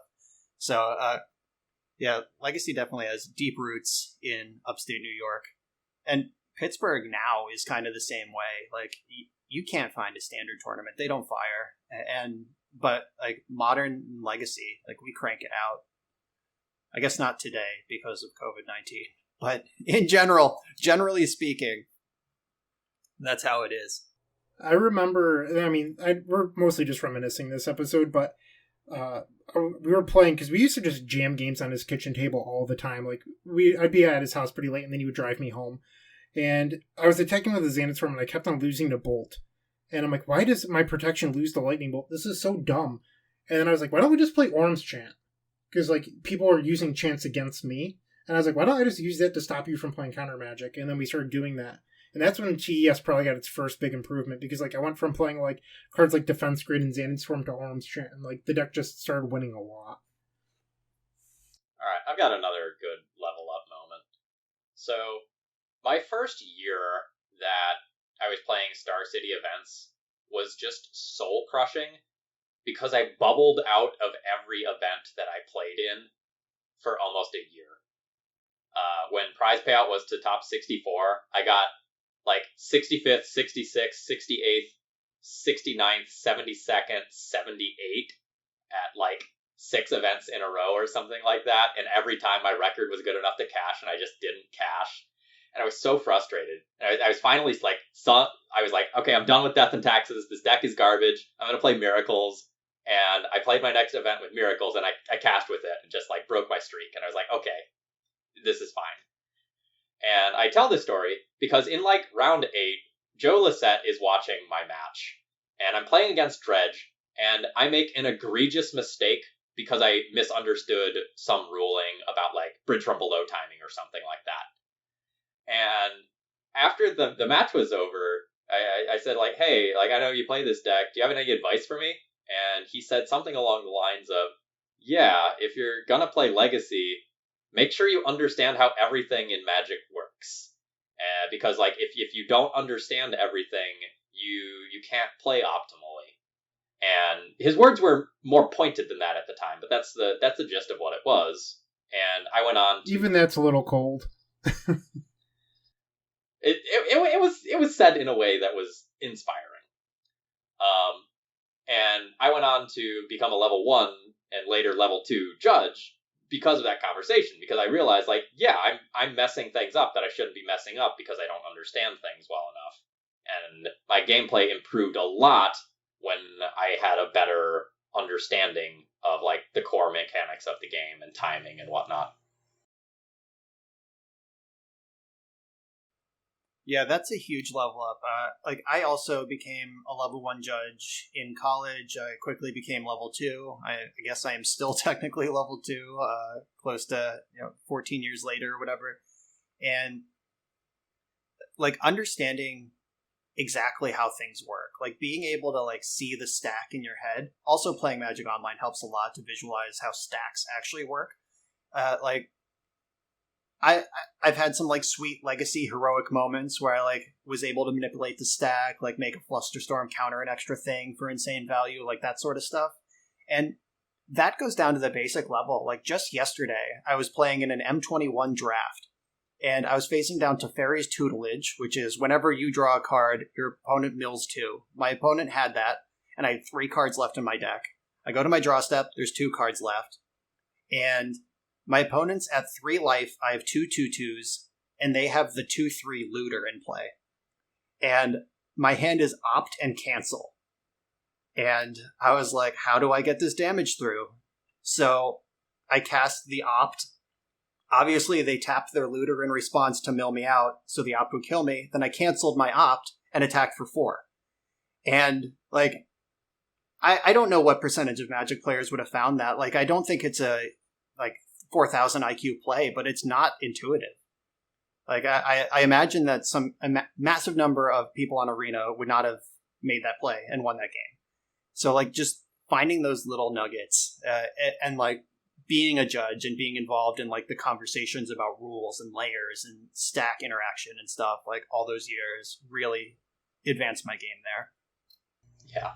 Because there's so many times when, as a player, where, when you have to call a judge to ask a rules question, and, you step away from the table, your opponent gets to go, what could they be asking a question about? And then, there's a resting piece in play, and they're like, oh, so you have a removal spell for this, huh? There's a lot of, things like that where, you give away information, or, you stepping away from the game to ask those sorts of questions breaks your concentration. Just being more comfortable with the game at an intimate level means so much. Yeah, exactly to that point. I had an opponent at a Star City Legacy Open. I was playing some bug control deck, and they were on Natural Order Bant, back when you could play that. And they end-step Vendilion clicked me, and I showed them my hand that had Perish and Spell Pierce in it. And they asked a question of the judge away from the table. And I knew the question was, does Perish kill Progenitus? So I knew that they had Natural Order in hand. And just from them asking a question. So that, and I also knew I had it covered because I had Spell Pierce and Perish. So I was good either way. So just those little things matter a lot. I remember being at a Star City around that time period where somebody played a Vendilion Click, didn't say anything. Their opponent revealed their hand, and then they go, I'll target myself. But they had waited a super long time to say anything. And those are the sort of scumbaggery things people would do in paper back then, because it was technically within the rules, where I don't think that would fly nowadays. Yeah, the culture has shifted a lot. Definitely when I was TQing in 2007 era, it was a badge of honor to just scum someone in some legal way. Judges call it not sporting behavior, because unsporting behavior is an actual penalty, but not sporting behavior is legal but fucking lame, the come on man kind of things. And it was kind of a badge of honor. The writers at the time, Benjamin Peebles-Mundy and Jerry Thompson and people like that in that era, they would designate sections of their article to how they got this nerd. And that, I'm glad that part of the culture is gone. I'm glad that I play so much of my Magic on Magic Online now, because there are still all of these feel bad situations that happen in paper. Right now, obviously, I'm hurting for a paper Magic tournament because of this whole COVID thing. But one of the last paper events I played in left a very bad taste in my mouth, because someone did a scumbag thing on camera. I called them out on it. Judge ruled with my opponent. And now it's one of those things that I still get messages about on Twitter a year later. It's hey, did your opponent cheat here? And I'm no. Begrudgingly, no. Oh, no, it was very clear that going back to early level ups, I will never forget this. So this is back right when Kamigawa Block came out. And I played at my local game store that they never had a judge on staff. They had their tournament organizer who just ran the tournaments. And Cranial Extraction was the first standard legal card that broke $20. It was a really big deal, because back then Morphlings and Intuition were $25, and those were two of the most expensive Magic cards. And I had a Cranial Extraction, and my opponent's playing a Survival of the Fittest base deck. And I'm playing Burning Tog with Nightmare Familiars, Psychotog, Flametongue Kavus, and Upheaval. And my love for Burning Wish goes super far back. That's the only reason I'm telling this story. But secretly, I Burning Wish for Cranial Extraction because I only had the one. I play it. What do you think I name here? Is there a survival in play? There is not a survival in play. I'd probably name that. So, like 13-year-old Brian Cook agrees with you. He names survival. His opponent goes, okay, resolves. I pull 4 survivals out of his deck. He goes, no, you name survival, not survival the fittest. Put him back. And is that actually a Magic card? I don't know if that's how the rule worked back then, but the person running the store agreed with my opponent. And that's what happened. There is no Magic card called Survival. And for a variety of reasons that are now covered by policy, I know that in the past it was fucked, but that would work now. But yeah, I feel you on that. That's like the old Persecute trick. Like you cast Persecute against like mono blue and you're like, I'll Persecute red. And they're like, okay, it resolves. And you're on resolution, I name blue. That is also now covered by policy. You can't do that anymore. So like there were a lot of what about Cabal Therapy? It's the same. So the way the ruling works is that if you say like Cabal Therapy Force of Will and they say resolves, you've named Force of Will. If you say Cabal Therapy Force of Will, they brainstorm in response. You can now change your name when it resolves because there's new information. Yeah, that's how cards like that work. Like Pithing Needle, same way. All that sort of thing. So I think going back to like our next level of leveling up, I was right out of college, probably around 2011, 2012. And I got home from college and I was playing a lot of Standard because a lot of the better areas in the area had started playing Standard. So at first I was playing like the mono red deck and I played a little bit of like the Polymorph and Emrakul deck. But eventually New Phyrexia hit. And I was reading a lot of Jerry Thompson's articles. Like this guy was clearly very good at Magic. And he would publish like 2 articles on StarCityGames.com a week. And I just could not get enough Jerry Thompson. I would read everything he'd write, and then I'd play my own matches, and like I would adjust my Delver list for Standard based on what he was doing, but I wouldn't necessarily play his lists. But like I would read his theory and then make adjustments to my own list. And I grew a lot during this time period. But one of the biggest things I learned wasn't from Jerry. It was from a pro that had recently been released from prison, Pat Chapin. And he had a stigma around him at the time, but Wizards immediately allowed him to do coverage. And during this time period, he was doing coverage for, I believe it was a Grand Prix, where he kept on saying that, wow, this person got raped this match. And he wrote an article about it, and I can't remember what it's called, but I have it saved in like a bookmark somewhere, where he talked about how embarrassed he was after because someone had written him and was like, hey, do you know what that word means? It's about being sexually assaulted, and what happened in this game of Magic had nothing to do with being raped. And he like immediately felt ashamed and started working on his vocabulary at the time. And he wrote this entire article, which is honestly, I've reread it again a couple years ago, and it's super preachy, but at the time it really hit me hard about the way that the vocabulary and language that I used.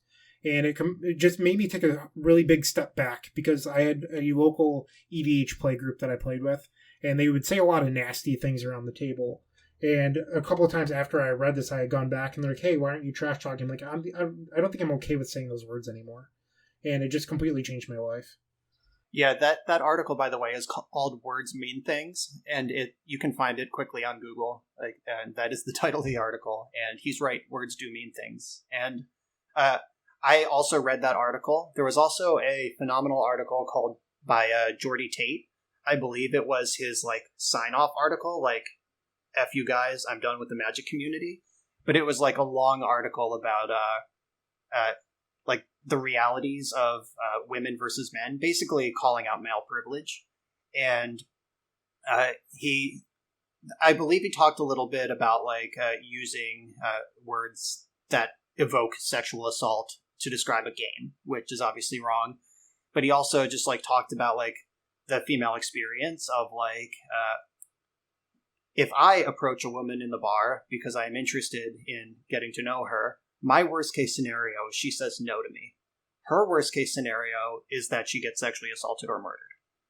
And like, just, he describes that in a way that just like really opened the eyes of my like, slightly toxic edgelord college self who really needed to hear that. And, like, that's a big level up as far as being a human being, we've been talking about Magic specifically, but like how you interact in Magic tournaments, how you talk about what happened in a game, and how you just like interact with humans in your life are all of these things came from Magic articles for me, at least in some part. Yeah, and I think that was the message that I was trying to deliver here. Is like I grew as a person because of Magic, and there's been a number of times in my life where I've improved as a person because of Magic. But like that article hit me really hard at the right time, like you mentioned. Yeah, like these are the communities that need to read an article like that. And kudos to Star City for publishing it. Kudos to Jordy for writing it. Like that, big stuff. Good stuff. Taking a little lighter turn back into actual Magic the Gathering strategy, moving to Pittsburgh was an enormous level up for me because showing up to CMU draft, Carnegie Mellon University is what CMU stands for if you're not from the region. And I mentioned earlier that I cut my teeth on card tournaments at the only game in town in New Jersey. And now I'm playing at CMU in Pittsburgh. And if you know anything about Magic Pro Tour history, the CMU Target connection, Target being the acronym for the only game in town, the CMU Target connection was one of the first Magic teams.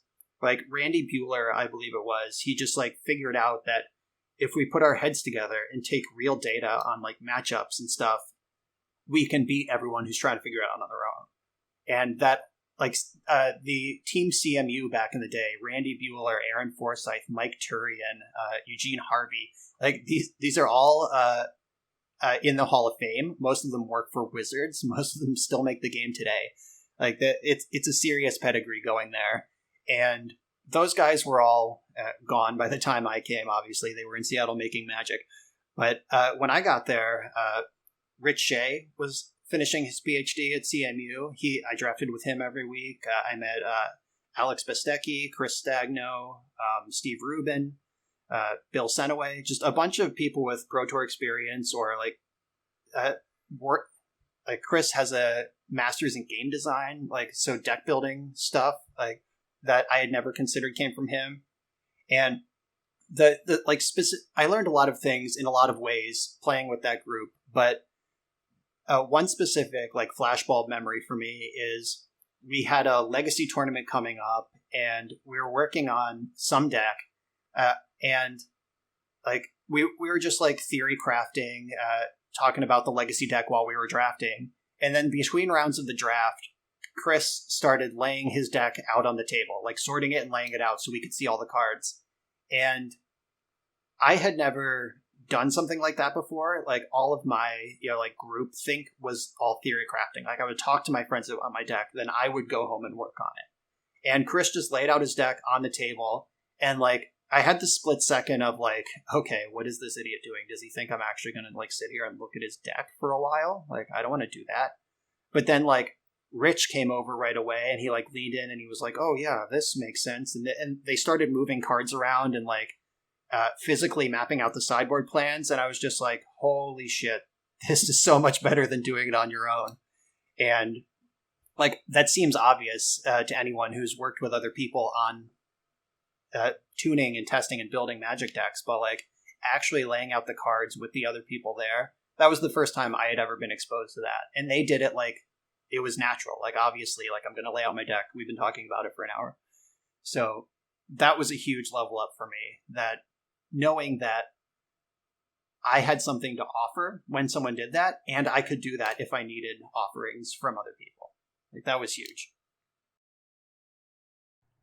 I've talked about this previously because we did a similar episode back when Anurag and Wilson were on the podcast, but something else that this is another article that really inspired me, and Brian Duin wrote it, and I believe it was in 2012, maybe 2013.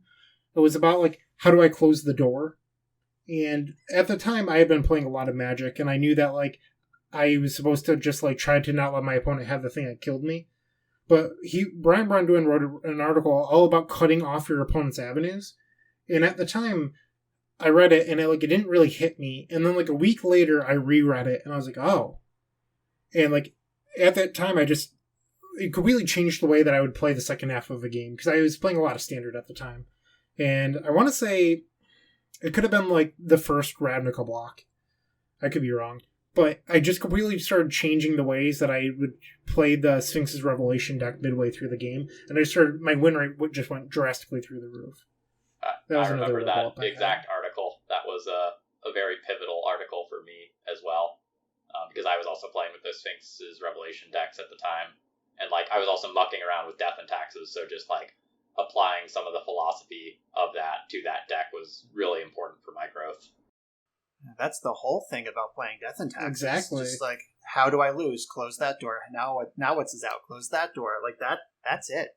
Like that, and that's so huge.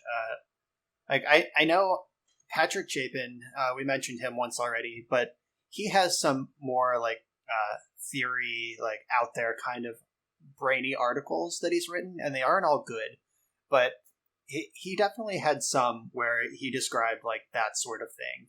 There was one where he tried to make a grand unifying theory of Magic the Gathering, which, I mean, read it if you don't value your time. Like, it's basically just a lot of academic words with no substance. But the articles he wrote that are like a tier more on Earth than that one, I learned a lot from Chapin. He was writing prolifically when I was really cutting into competitive Magic. I value ideas from someone that thinks a little bit differently than I do. And I specifically remember watching Pro Tour Fate Reforged, and he was the only one playing Gurmag Angler, and everybody else was laughing. Like, literally, the coverage was laughing at him for playing Gurmag Angler. They're just like, yeah, he's playing this common Delve card when he could be playing Tassiker. And, like, it's just like he thinks differently, and honestly, Magic could use more people like that, because I think groupthink is a really big problem with this game.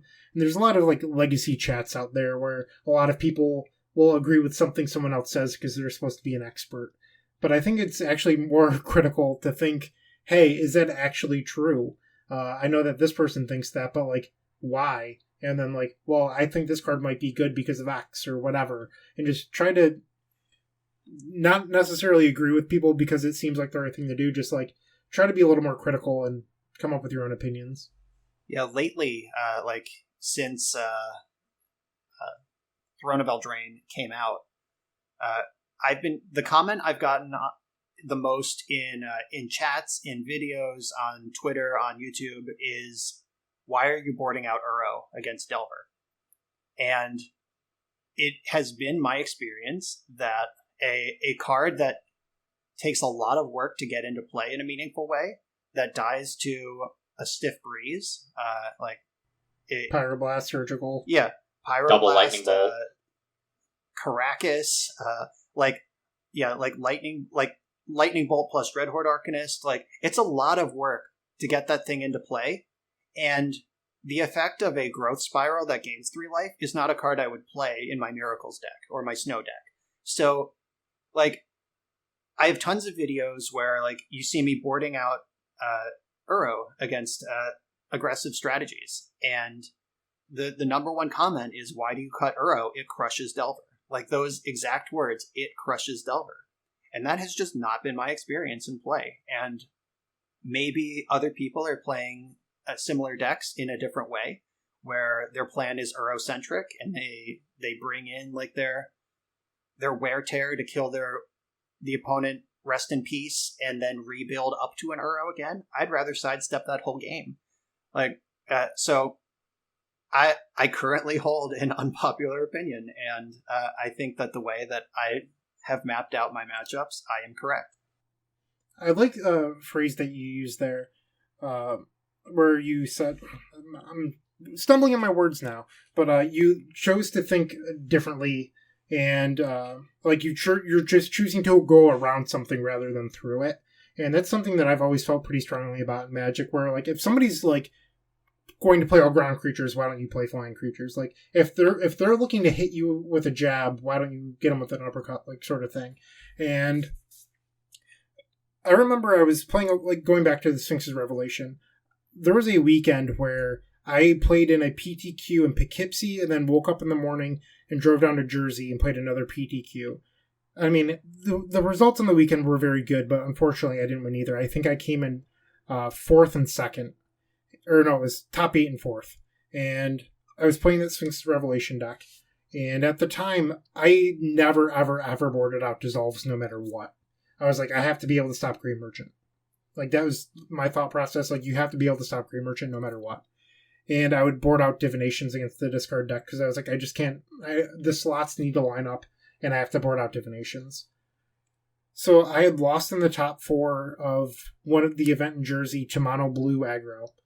And I died with a pair of Dissolves in my hand because I was like, well, you have to be able to counter Thassa or else you only have your 2, what's it called? Deicides in your deck in order to answer them. And I died with a pair of Dissolves in my hand. I kept a 3-lander, never hit a 4th land for Supreme Verdict. And afterwards, somebody came up to me, and they're like, you're supposed to board out Dissolves and keep in Divinations. And I was like, yeah, okay, let's see if you make top 8. And I get home, and I'm like reading a Reed Duke article, and sure enough, Reed is like, yeah, you should be boarding out Dissolves for Divinations, because it's better to just like not care about this access, and instead do something different and go over it. And that's something that like kind of opened up my eyes a bit, and especially about my own attitude towards constructive criticism.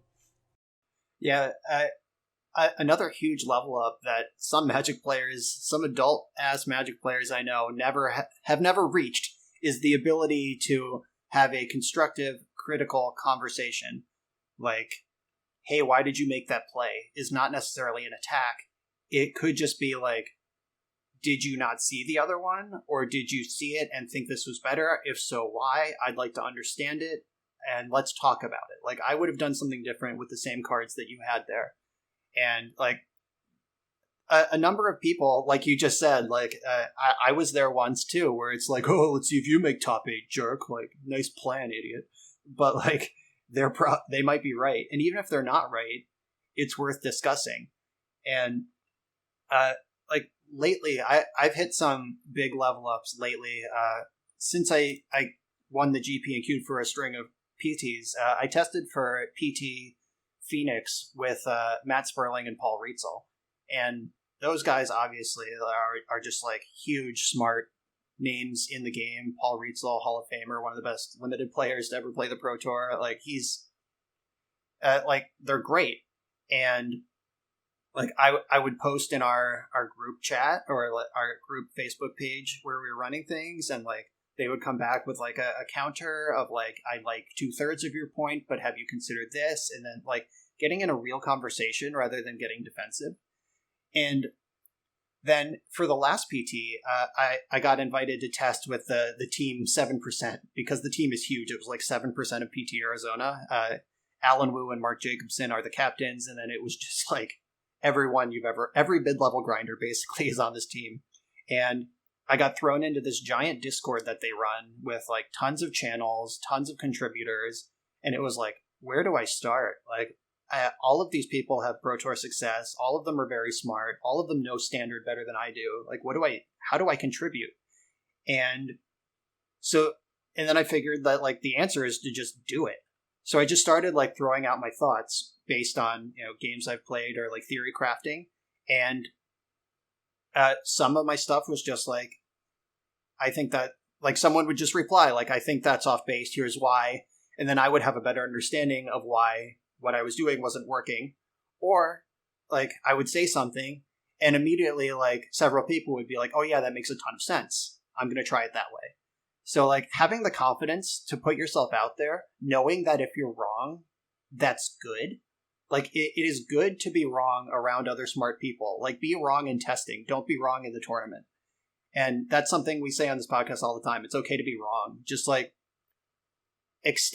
put yourself out there, bounce your thoughts off people who are better than you, and your thoughts will improve very quickly based on that. One of my favorite things you said there was that this was a recent level up.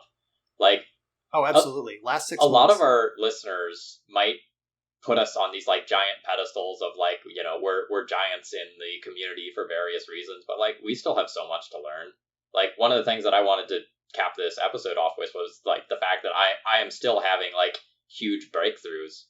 So like my current one is actually all about like my attitude and approach as a content creator. How do I grow as a person who is helping to foster a community? And I'm trying to work on doing more of the little things right that like a lot of people aren't going to notice. I'm trying to be more conscious about pronouns. I'm trying to be, more constructive in what I'm saying. I'm trying to actively keep in mind that the person on the other side of the screen is a human being and not just like dump on them for like the horrendous plays that they're doing. I'm like right now very actively trying to get better as a human while producing Magic content. And like that's a huge level up, but it's something that would, maybe go unnoticed. Yeah, that is a big one, and that's a tough spot as a content creator. Like being entertaining while also respecting that there's a person on the other side who might come in contact with your content is like a big part of it. Like you messaged me before we were on this podcast together because I was streaming one night against you, and I was just like, and like you like perfectly blind named like a Phyrexian Revoker or something, and I was like, oh, we got another ghoster in the stream, blah blah blah. And it was just like, it was me trying to be funny, but like clearly it was not read that way because someone brought it to your attention, and then you messaged me about it to like, because you were also streaming. Like you were able to like show video evidence that you weren't ghosting, you're just good at your deck. And like it was like, oh, that was supposed to be a joke. It wasn't read that way. And like that's really tough to balance. And like there was one night I was streaming Delver, like some Delver deck, and I had all like the Delver brains in the chat. Like Lawrence was there, and like tons of people were weighing in. Harlan Fear was in the chat. Like it was just like, and the Delver decision trees where it's like, okay, do I cast Brainstorm or Ponder? And then once I do, where do these cards go? Like, what do I put back? And we got into this like tricky situation where like I saw my clock ticking away. This Brainstorm was just like in the middle of resolving. I just had all 3 cards still in my hand. The chat was going nuts. Like I was trying to process all the information, and like I must have looked really flustered and upset because Anurag messaged me the next day. He was like, hey, are you doing okay? Like you looked pretty upset last night. And I was like, did I? I didn't even notice. So being able to put yourself into a community where you have someone like Anurag who can be like, hey, you looked pretty upset, and then also be in a brain space where it's like, oh, did I? I should work on my mannerisms when I'm streaming. Like that, all of that, those are all level ups, and they translate directly into how you play as well. Like when I'm in paper Magic, my mannerisms are totally different now than they were before I started streaming. Like I am looser, I'm friendlier. Like we've said a number of times, that like 2007 era where like it was your job to be just like a ruthless assassin zombie with like, you don't have a pulse, you never smile, like you win the tournament and you just nod your head, accept your trophy, and walk out the door. Like that, like that's where I came up, and like being able to expose yourself to all those different things and like come out with a different outlook is a huge level up. Yeah, I'm not proud of some of the things that Grinder Phil did, but I'm pretty proud of most of the things that Streamer Phil does. But I still have a lot of growth. So recently I've been playing a lot of other formats. We talked about Vintage. I've been playing a lot of Pioneer, and this week I was playing Pioneer, and my opponent starts BMing me in chat, and I choose to ignore it. They're like, hey, you're on the Eternal Glory podcast, right? Or they say Everyday Eternal. I'm like, it's Glory, but yes. And they turn 5 inverter combo me, and they're like, good games, well played. And I'm like, all right, I see what you're doing here. They're like being like a smart little edgelord. And then I win game 2, they have no comments. And in game 3, they give me a 1-turn window to win the game, but they have 3 open mana. So I can beat a Mystical Dispute, and I think that's good enough. Like, I can deck them. So I deck them, and they're like, well, this is why you're a pro. And I'm like, I'm just a guy, I'm not a pro. And then they unravel the Aether, their own Leyline of the Void. And they're like, haha, bitch! Put this on your podcast, asshole! You fucking noob blocker! And I was just like, alright, man, good luck. And I shared it to some of my friends, and they're like, oh, you should, like, post a screenshot to Twitter and, like, tag them and call them out. I'm like, I don't think you get it. Like, I can't do that sort of stuff because it blows back on me being a content creator. Like, I look bad if I ever did the same sort of stuff they did, or if I rage in chat. Like, you just can't do that sort of thing anymore. Like, you have to be very self-aware of your image and what you do and what you say and that sort of thing. But also, going back to the pronoun comment you made, Phil, I brought on a video content creator to the site that I actually never ended up publishing in a single video because they submitted 4 videos, and in it, they either kept on calling their opponent a he, said something that wasn't appropriate, or just, like, something wasn't right about the video that I don't want to disclose. But, like, there's a lot that goes into it, and you have to be very aware of how it looks on you and your brand. Yeah, like I said in the intro, I've been playing a lot of Hearthstone Battlegrounds, and when I have like a few minutes to watch a stream, I usually watch Brian Coval, because he's usually live and playing Battlegrounds, and Coval always says he, like 100% of the time, like, oh, he got a good attack there, he did, like, and it bothers me, because like I'm pretty conscious about using neutral pronouns, and sometimes I slip up, or sometimes I think I have the gender correct, but I don't. Like, I called Clothis a he in a tweet recently, and apparently Clothis is a female character. I just didn't know that. And, like, I felt so bad about it, I deleted the tweet. But we have this, like, world-famous esports, multi-sport personality just screaming for 10,000 viewers, he this, he that, he that. And, like, it's weird because, like, it doesn't affect me. Like, I am not the demographic that is going to be upset by that because I am a he. But I'm at a stage where I can understand that it bothers someone else, and thus it should bother me. And I think that's pretty important. Yeah. Now, I'm doing some little things to try to help with that. Like, I'm doing some standardized questions when I invite guests on the air. Like, I'm doing little things like, how do I pronounce your name? What pronoun do you use? Like, I want to make sure that I'm getting those little things right. And I'm trying to default to they. And when my chat asks questions like, why did he do that? I respond using they instead. Little things. I think they matter. They matter very much to some people. And I don't want to be exclusionary in the content that I'm making. Right. A thing that is, like, nothing to you could be everything to someone else, and that's a huge deal. And, like, identity is, like, basically all we have at the end of the day. So, like, just calling someone the wrong pronoun or mispronouncing their name when you could just message them and ask how to pronounce it, like, those sort of things. I streamed a Harlan Fears blue-white Delver deck back in like 2 years ago when that was a thing, and I realized during the intro to my stream, I was live. I was like, hey everyone, tonight we're playing Harlan Far? Like I realized as I was saying his name out loud for the first time that I didn't know how to pronounce it. Like, Harlan was a friend. We interacted all the time, but I don't say, like, excuse me, Harlan Fear, come over here. Like, I'm just like, hey, Harlan. So I messaged him, like, immediately while I was live on stream, like, phonetically, how do I pronounce your name? And it turned out both of the ways I thought it might be pronounced were wrong. And it's just fear. Like, the word fear. Like, you're afraid. There's a small micro inflection in the middle, like fear. But you can't even hear it. But I was just wrong. And I could have just said that dude's name wrong 100 times on stream over the following week. And instead I didn't. And I'm pretty proud of that. Even though it's small. A lot of people probably wouldn't notice.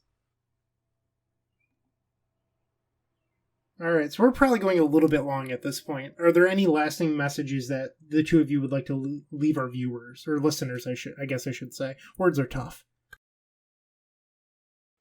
Basically, like, everything, all of these level ups we've talked about, both as Magic players and as people, have boiled down to, like, be nice and listen. Like, I think every single story ultimately ends up there, where it's like, if someone has something to say to you, be receptive to it. You don't have to agree to it, but at least consider it, and then explain why you don't disagree. Like, if you have a position, you should be able to articulate it. And at the same time, be nice. Like, even if the question is preposterous, like Bryant, why don't you play Seething Song in Epic Storm? It makes a lot of mana. Like, even if that question is, like, to your, like, Epic Storm brain, just, like, That's a terrible question. Like, there's a reasonable explanation, like, oh, 3 is too much mana to get the chain going. Like, we don't need that much red. Like, that sort of thing is like a way to answer that without being like, because it doesn't work. That's stupid. Wait, are you saying that like my default answer of visit adnauseumtendrils.com isn't good? Maybe that, if that is your default answer, it might not be the most constructive one. How about you, Phil? If I were to add something else, it's that toxicity benefits nobody. Like, being stubborn in your ways is something that, like, I think all of us have hit on in different ways. Like, that doesn't do you any good. You know, lashing out, salting out in chat doesn't help you improve. Like, if you're actually looking to improve, whether it's in terms of, like, play skill, improving as a person, like, you know, keeping your sanity during, like, COVID magic times, like, trying to be a better person, be more accepting, be more receptive to what other people are saying. Like, communication will go so far in helping you improve as a player. All right, and my final message will be work on self growth. It came up on Reddit this week when someone posted asking what's the best advice for winning a challenge. And honestly, this goes for Magic and life in general. Just focus on improving yourself, and eventually you will get the results you're looking for. Don't just look to go from point A to point B. Take a more holistic approach. Like, just try to, improve yourself altogether and that sort of thing. I know we're wrapping up, but I have a perfect anecdote for exactly what you just said. A couple of years ago, I realized I was spending a lot of time on the road, missing a lot of opportunities to spend weekends with my non-Magic friends. Like, I was missing, like if there was a Star City Open and a close friend's birthday on the same Saturday, it was like, oh, sorry, I'm out of town. And that was just like, I was missing so much. And I decided I was going to slow down and stop, and I was going to finish that season and then just, accept that it's not going to happen for me, and maybe play a local thing here and there, but I wasn't going to be on the road 2 or 3 weekends a month. And then I accepted that mentality and I chilled my shit a lot, and that was the season that I won the Star City Invitational. That was supposed to be my last event on the road. Like, I was never going to drive 6 hours for Magic again. And then I just, like, with that shift of, like, my value is not my tournament results. I have friends. I have stuff I can do outside of Magic. Like, I'm going to just shift my approach to preparing for this. I'm going to shift my approach when I'm playing it. And then I just won the tournament. And that was like a life-changing moment in multiple ways. So I believe that ties into the point you were just making. And I'm a lot healthier because I still have that mentality. Like, all of my success since then has been with the, like, if I don't want to play Magic today, I'm not going to mentality. I think that's an awesome note to end on. That's a great anecdote and something I've written on and talked about on stream multiple times. Like, if you get too caught up on, like, I can't put up the win, you're going to drive yourself mad. So that's not what it's about. And that's been the Eternal Glory Podcast.